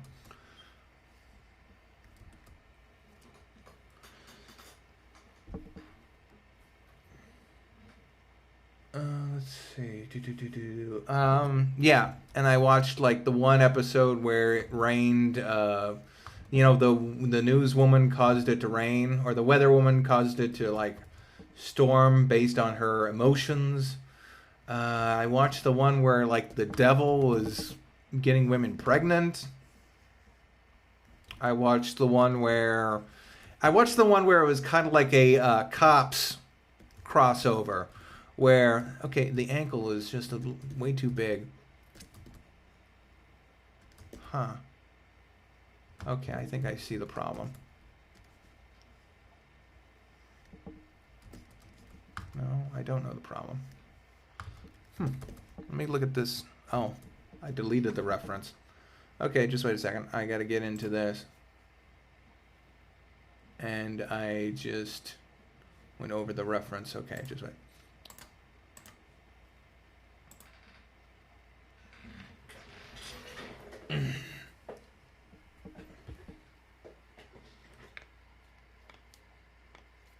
Yeah, I saw the one that was a, let's see, what was it? It was a cops crossover, and it was basically the premise of they were on a a cops like reality show, and oh damn it, I saved, but in saving I got rid of the stabilizer again. Hold on a second, guys.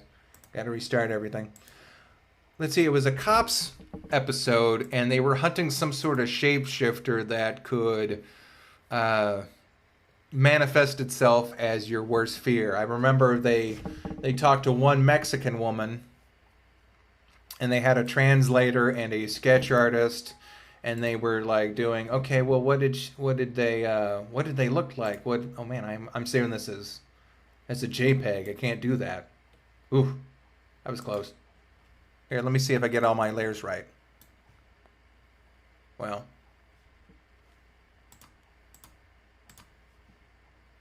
Yeah. They were talking to this Mexican woman. She was giving her testimony. They had a sketch artist, and she basically created Freddy Krueger. And they kind of looked at her and was like, okay, well, what's going on here? This is a goof. I still gotta close down the whole project. I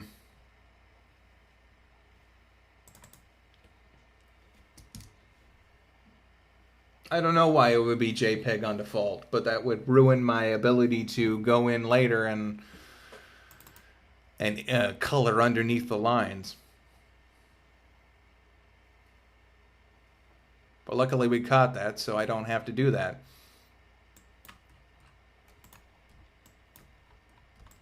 See, I gotta fix this hand.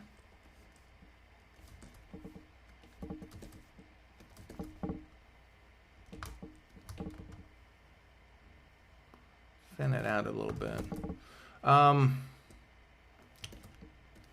Let's see, what other... I have the X-Files card game, or at least I have one booster pack of it. I gotta find a core set, or more booster packs. It seems interesting. I don't know if it's all that good or well designed. I looked online.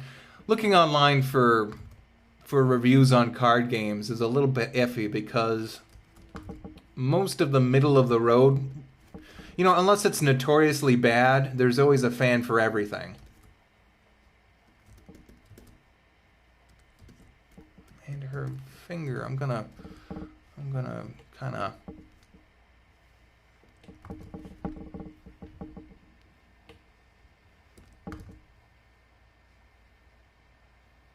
There we go.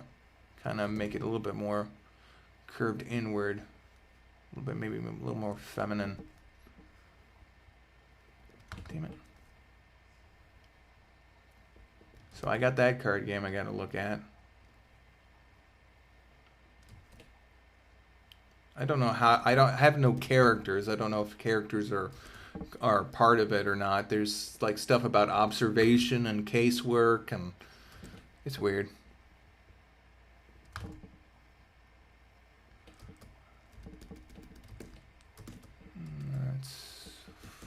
fine, I guess. No, her thumb ends at a...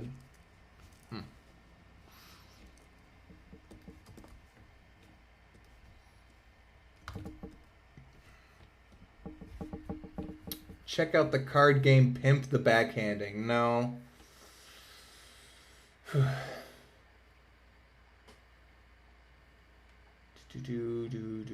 Before Skype.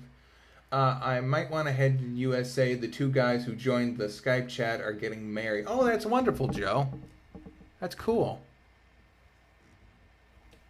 Yeah, I was in a Skype chat with Joe one night, and I met two of his friends, and they were getting, I guess, boyfriend and girlfriend, and I guess they're getting married. Oh, good for them.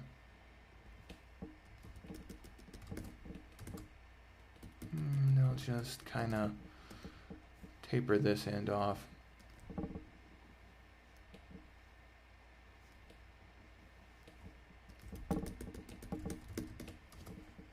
There we go. Now back to this problem. I think I know what to do now. I'll go back to this, my drawing layer. Put that in a bit.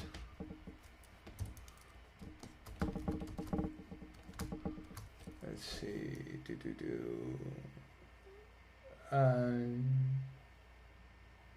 CR, you dig visual porn? How do you feel about 80s anime? Like well animated looking 80s anime. Well, I don't know about the porn thing, but yeah, anime. Let's see, what classic 80s anime do I like? I don't know. I mean, I like all the Miyazaki stuff. Some of that was done in the 80s. TMS, of course. I'll watch anything that they did. They're an anime. They're a studio in Japan. They did a lot of work in the American market.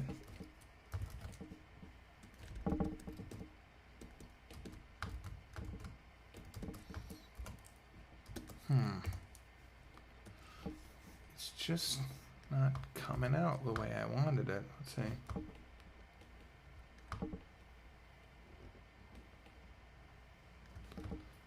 I'm gonna just get rid of it. Let's see if I can. Something happened here where it shifted it.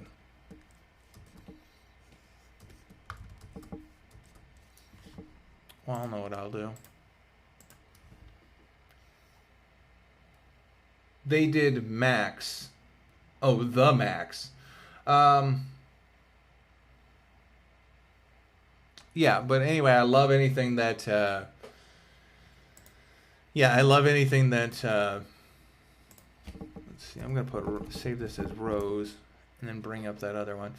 I love they used to do. They did. I know they did a Lupin movie.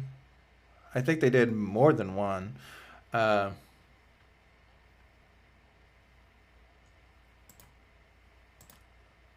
Let's see, what else did they do? And Animaniacs, a lot of the Warner Brothers stuff, a lot of Looney Tunes stuff. Damn. Okay, I'm just gonna have to reconstruct this. I lost that reference image for some reason, and I saved over it. So now I don't have it.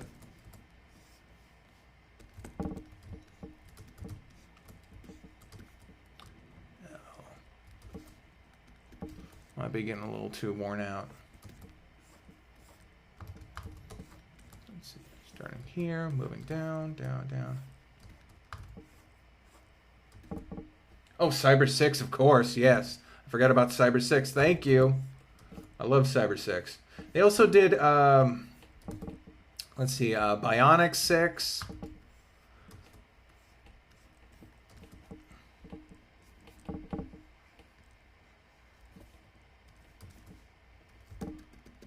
Yeah, that's good.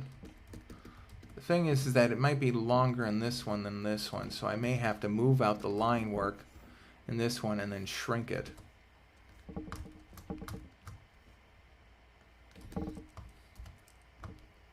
Or move it towards this so that it looks... There we go. Actually, no, I can move it back. It'll be fine because it's in perspective, I guess. I just need to kind of work on it.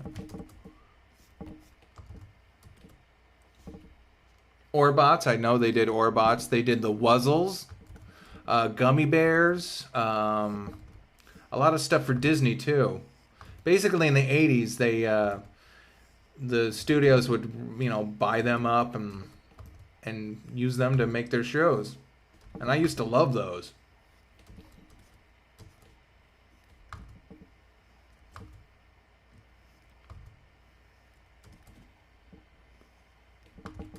There we go. I think this will work out fine. Damn it, unless I draw on the wrong layer.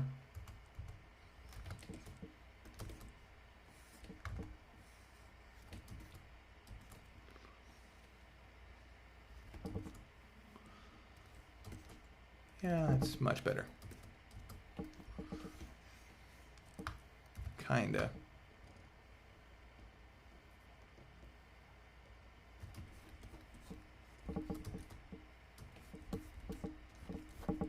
I know what I'll do.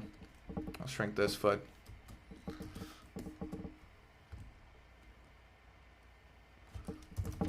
Well, I'm also gonna go and do this. Copy V. This one X, and then take this line and then bring it down. That'll be a new reference line to work from. Ooh.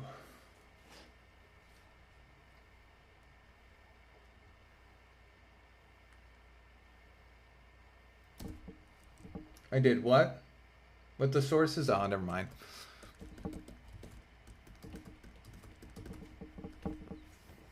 There's always a 1 minute delay. If by the time you point out something, I'll figure it out.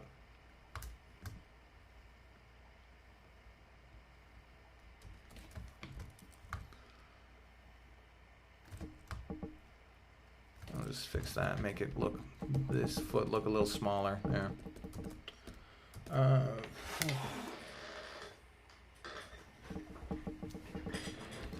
Let's see. Oh, and they also did, TMS also did Peter Pan and the Pirates, which is something I think Doug put on some sort of list.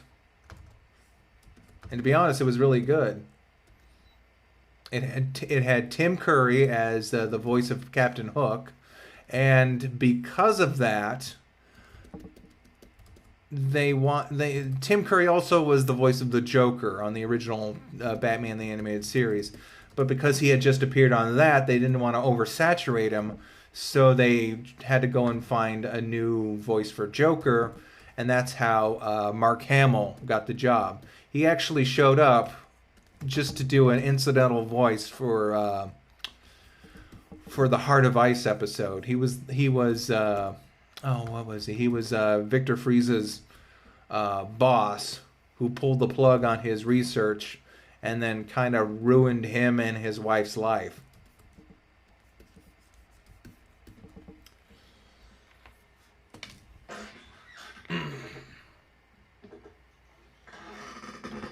Ooh.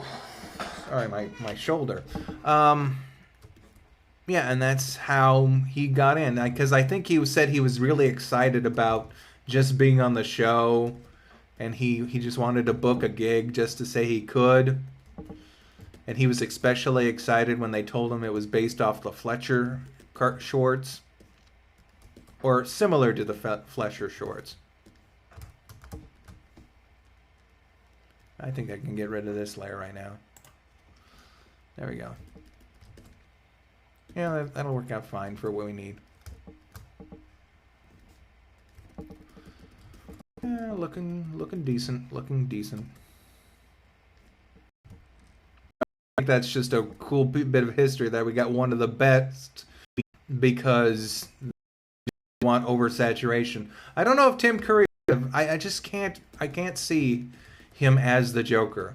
I assume it would be something like Pennywise from It, and I really don't. I think that could get annoying after a while.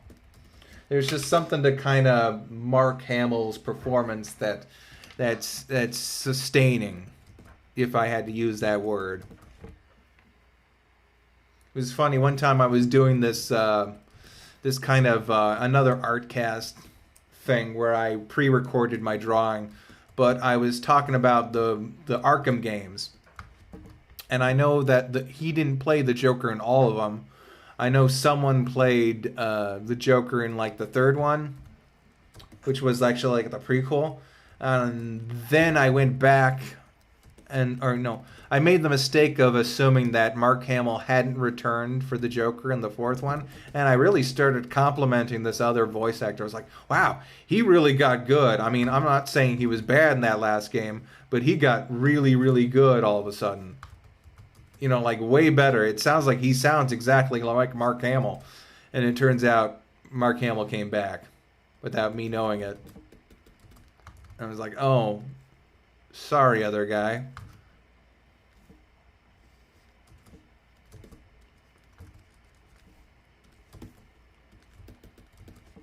Troy Baker, yes. Yeah, I've watched the Kevin Smith podcast, Fat Man on Batman. I watched a couple episodes. I watched the one where he talked to Mark Hamill. Of course, I watched the one where he talked to Paul Dini.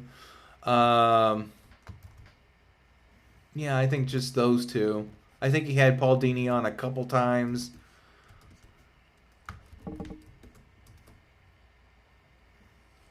But anyway, I'm just and thinking about it. You know, the Batman animated series is kind of a cultural milestone, while Peter Pan and the Pirates wasn't much of a thing. It's like it's a little weird. It's like it's a little weird what Fox was going for. It's like, hey, well, do we? It's like, well, we can't have Tim Curry be in two shows. It's like, well, which one should we allow him to go on to? And he's like, well, of course, Peter Pan and the Pirates. It's Peter Pan. It's like, I don't know, this Batman thing. It's like, no, we've got a bunch of rookies on it. They used to work for Tiny Toons. It'll be canceled in under give it 2 years tops, and nothing will come out of it. I'm telling you, man, we got to copy Disney. We got to copy Peter Pan and the Pirates. Which, ironically, Batman, that series spawned them to make their own, dark cartoon gargoyles.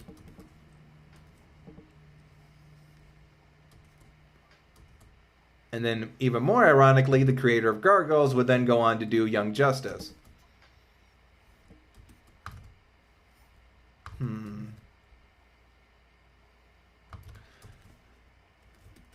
Now, these eyebrows are always funny because I put them on a layer, and then when I lower all the line work, I have to go in and color it. Oh, wait, am I coloring this one? Yeah, I probably am. It's a bit tedious, but I sometimes color the line work.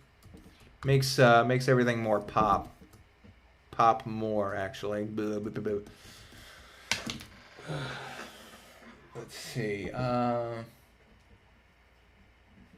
Apparently doing the Joker is taking a toll on his voice. Yeah, I heard that. He says he will retire after doing the Killing Joke. Well, if he had to choose a story to kind of, I don't know. I liked this last one. I really do. I mean, I thought it was stupid the way they brought it about with the Joker blood and everything. But I thought that the visuals and the kind of symbolic meaning behind the story was really great.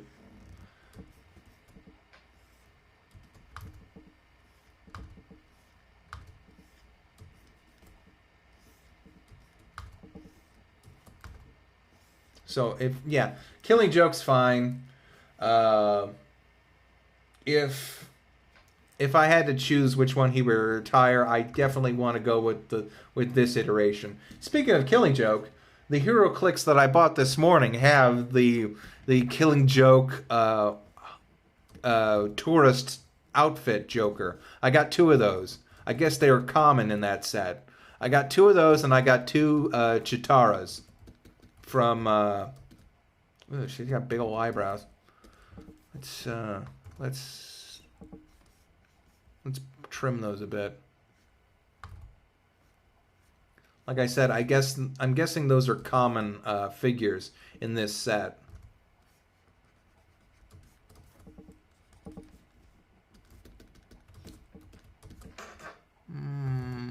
Yeah, I'll leave that one open on there. Let's see, and then we'll do this.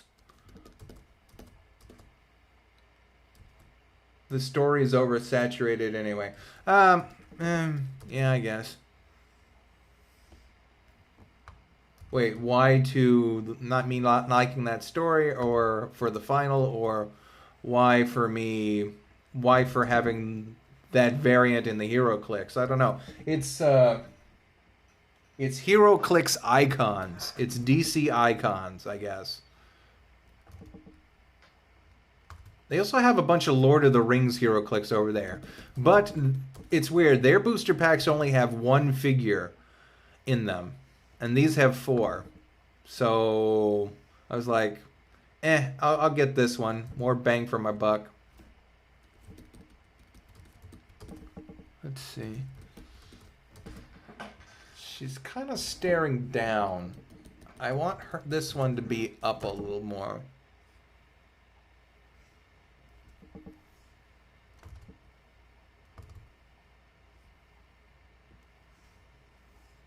Did I do that on the same layer? Yes, I did. Either that or staring more straight forward.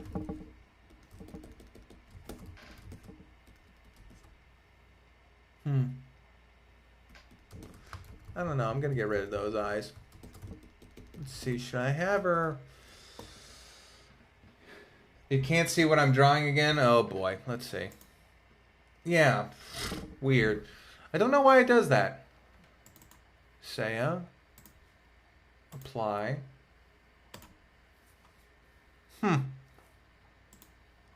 Odd.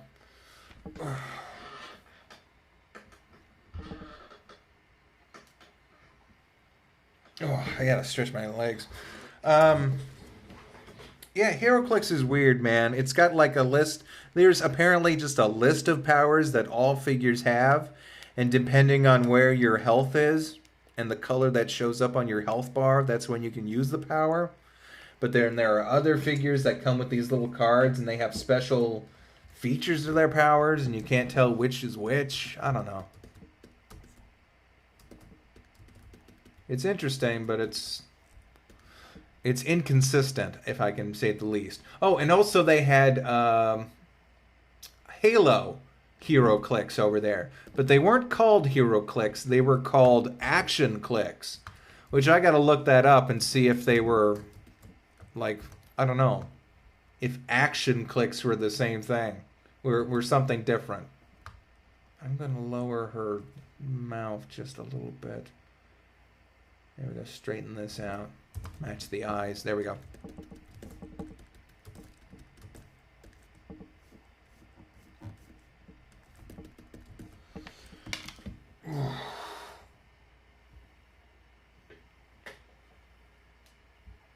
I wonder if they're going to tackle the Red Hood in the comic and his backstory.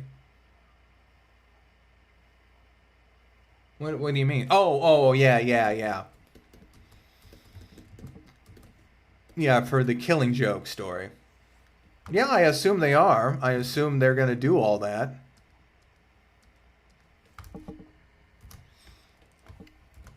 If they're going to go by the Alan Moore story, then yeah, they should do that.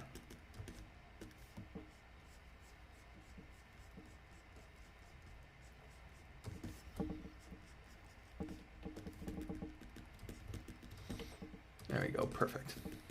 Very nice. Turned out fine. Actually, CRF may ask, do you feel WB and DC are oversaturating Batman for the worst? I think Batman is their only safe bet now. If that's something I can mention. Actually, yeah. Now that looks okay. I'm gonna open up my. Well, first, I'm gonna close this. I'm gonna get my trusty little lazy Nizumi. Well, yeah. Where is it? Lazy Nizumi is a program that just allows you to... It's another stabilizer. And in this case, it allows me to draw concentric circles within Seiya. Because Seiya doesn't have one of those tools. Watch, you're going to see it blink for a little bit, and there we go. And now I can draw ellipses. Nice, smooth circles. Where'd the hell to go?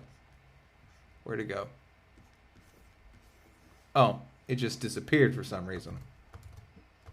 Great. Okay. That's okay. I just need to make it, and then I'll be able to copy where it is from the layer. There we go. And turn it off. And copy, finish. Tweak that a little bit. Superman, I think they're really trying to over... for what it sounds like, the Superman versus Batman thing, they got like Wonder Woman and Cyborg in it and all that kind of stuff. They may be trying to... They're trying to compress all of what Marvel has done over the over that whole Marvel universe, movie universe thing, which even now I think that's getting a little bit oversaturated. There was a Red Letter Media video that was pretty funny, and it's just about like, oh man, all these movies are coming out. Oh boy, like so many movies, I just want to tear my eyes out.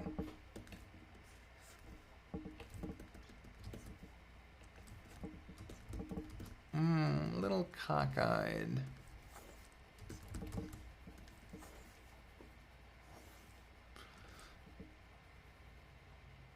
There we go. Yeah, that way. That she's staring straight at someone or something, getting ready to fight. I'm gonna work this hand a little bit.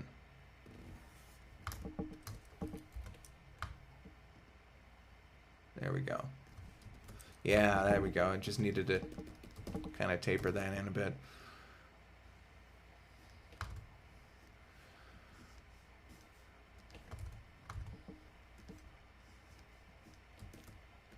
But yeah, I definitely I'm weary about all these movies coming out now. I think Ant-Man was fine. It's just, yeah. More power to you if you like them. I was not really blown away by the Avengers or the Avengers 2. I like the Avengers 1 way better. I mean, I think it was okay. They set up all the heroes and they got to meet each other. And there was this big villain, and all that. But I think the ending, or the final act, the final fight, I think it was worth it. I think it was a good setup. I think if the whole movie was a setup to that, then it was definitely worth it, in my opinion. It's like the best lead up to a 20-minute fight scene that I've ever seen, if that makes any sense. Something weird with her pants. It's not centered.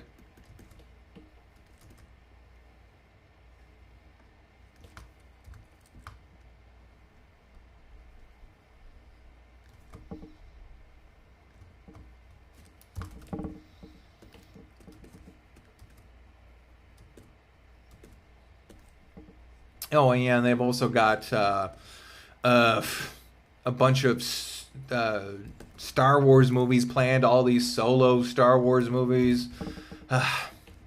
I don't know. I just think I just don't know. I don't think it's. I'm cautiously optimistic about all that stuff. Actually, I'm not cautiously optimistic. I could care less. I'm not going to go out and... If I don't feel like going out and watching the movie, I'm not going to go out and watch the movie.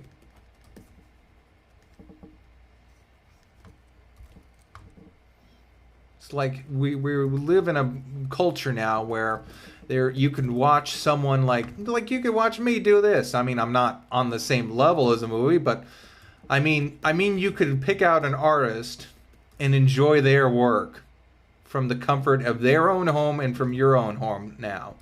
You can watch someone do comedy. You can watch a podcast. There's way more entertainment.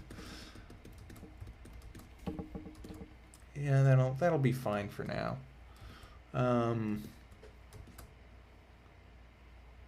Yep, it's looking pretty decent, except for this little bit. I'm still not liking this. Sorry, this is all just little detail work.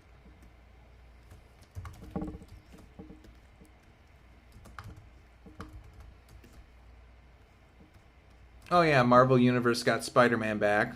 I heard that was exciting for them. Is it Peter Parker Spider-Man or one of the other Spider-Mans? Mins.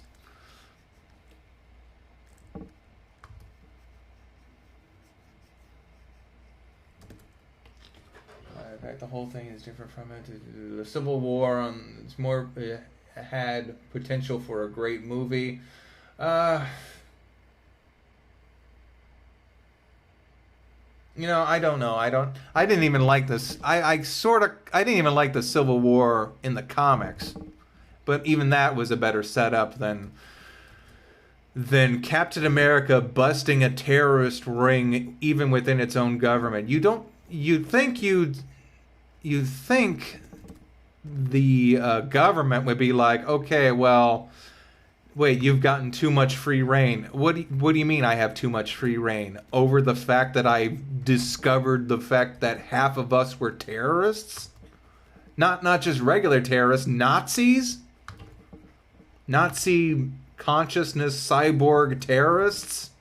And you're gonna browbeat me? It's like, why don't you... And I fully understand why Tony would jump at the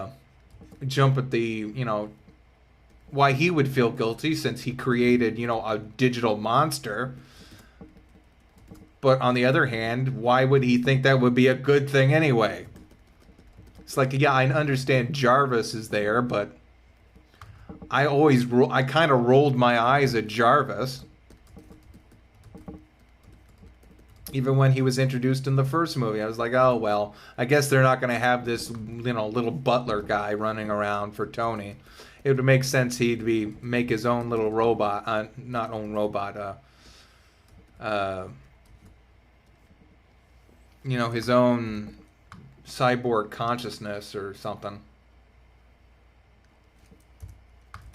That arm's a little bit too small for what. I gotta bring it out a bit. Yeah, that's good.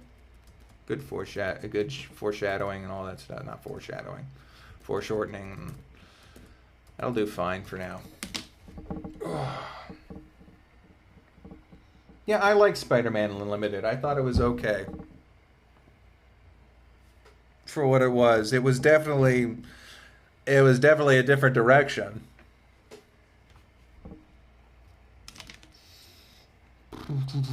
Let's see, how long have we been doing this? Stream is bad. What's going on with the stream? How can I alleviate that? No, says it's perfect.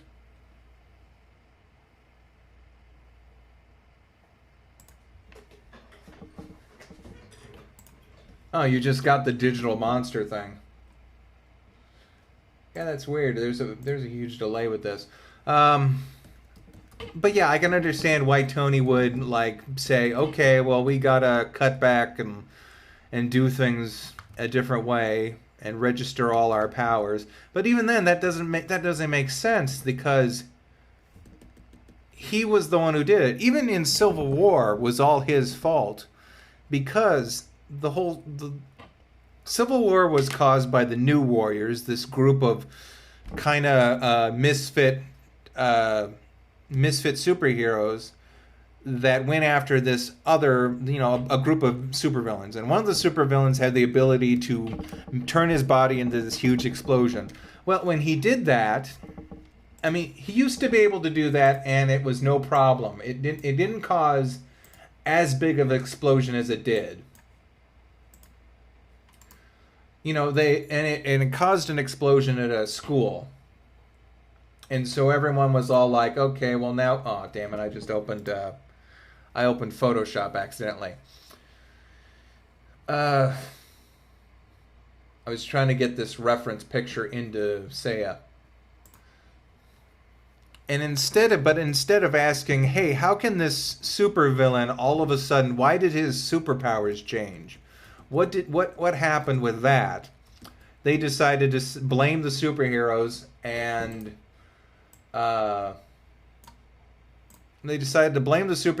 and basically try and police superheroes now. Police vigilantes, which that kind of goes against what superheroes are. But it turns out that superhero, Explosion Man or whatever, was given a superhuman enhancing serum by a organization called Damage Control. Damage Control is the kind of puppet insurance thing for the city that Tony Stark set up. Some corrupt head of Damage Control gave super serum to a bunch of supervillains so that the super fights that they have will cause more damage, lining his pockets with more money. So my argument is that no matter what in Civil War happens, it'll always boil down to some inside agent causing a huge trouble. And when it comes to the world of superheroes, you kind of want to have that wild card. You kind of want a bunch of wild cards running around. Because guess what happened in the comic books? They handed over S.H.I.E.L.D. to, of all people, the Green Goblin, Osborn. And then Tony had to go on the run because he deleted a bunch of files, and then he deleted all the records that he had gathered on all the superheroes, and he became a vigilante himself. So the whole thing was just a big circle jerk, self-defeating miasma, and kind of incoherent. They released special covers for that. I remember they released all sorts of special covers that was like, oh, this is a special Civil War issue of, Ghost Rider. Of all the superheroes to be involved in Civil War, Ghost Rider was one of them. And there was a Civil War cover for him. And it's like, collect all these covers to know what's going on. And it's like, I know a scam when I see it. It's like, just tell a story like Secret Wars.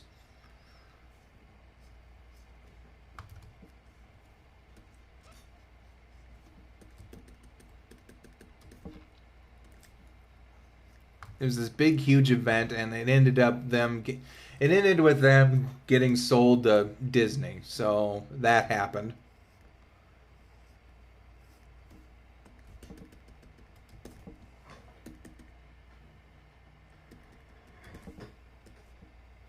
I think Civil War actually, I was also had financial obligations. Still kind of do, but I think that was the one that kind of killed my buzz for comics. I was starting to get into Marvel around that time, and I was starting to get into Marvel around that time because of things like the New Warrior and some Marvel team-up comics and Ghost Rider and Power Pack of all things, because I really liked the art design of that. Uh, so it was like, and then all of this stuff happened. You forced all these superheroes to interact in ways they probably shouldn't have. I think that DC did that storyline way better with Batman collecting uh, all the weaknesses of his fellow superheroes in the Justice League, and then that leaking out, and then, which is actually a good debate. I mean, he collected information on his fellow Justice Leaguers, and that got out, and he got in trouble for finding out ways to kind of neutralize his fellow superheroes. I think that was done way better there. Because it was like, well, why were you spying on us? I was spying on you because you're too dangerous to not be spied on.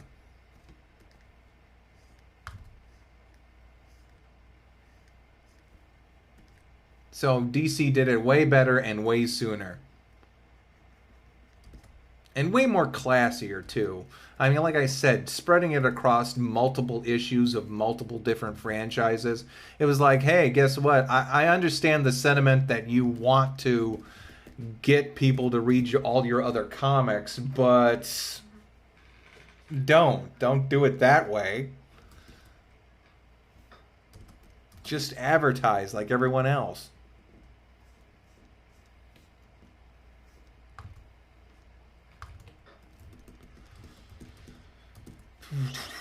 Okay, let's see. I'm going to save this, and then I'm going to put the flat colors on it, and then probably going to call it a night, because actually we've been doing this for 2 hours and 20 minutes. I think this is a good place to stop off for tonight. We've got our line art. We got our line art done. I'm probably going to rework this hand a little bit, but I'll do that at my own leisure. Yeah, yeah. I think this was a good one. Until tomorrow, just take care of yourselves, and good night. Okay, bye.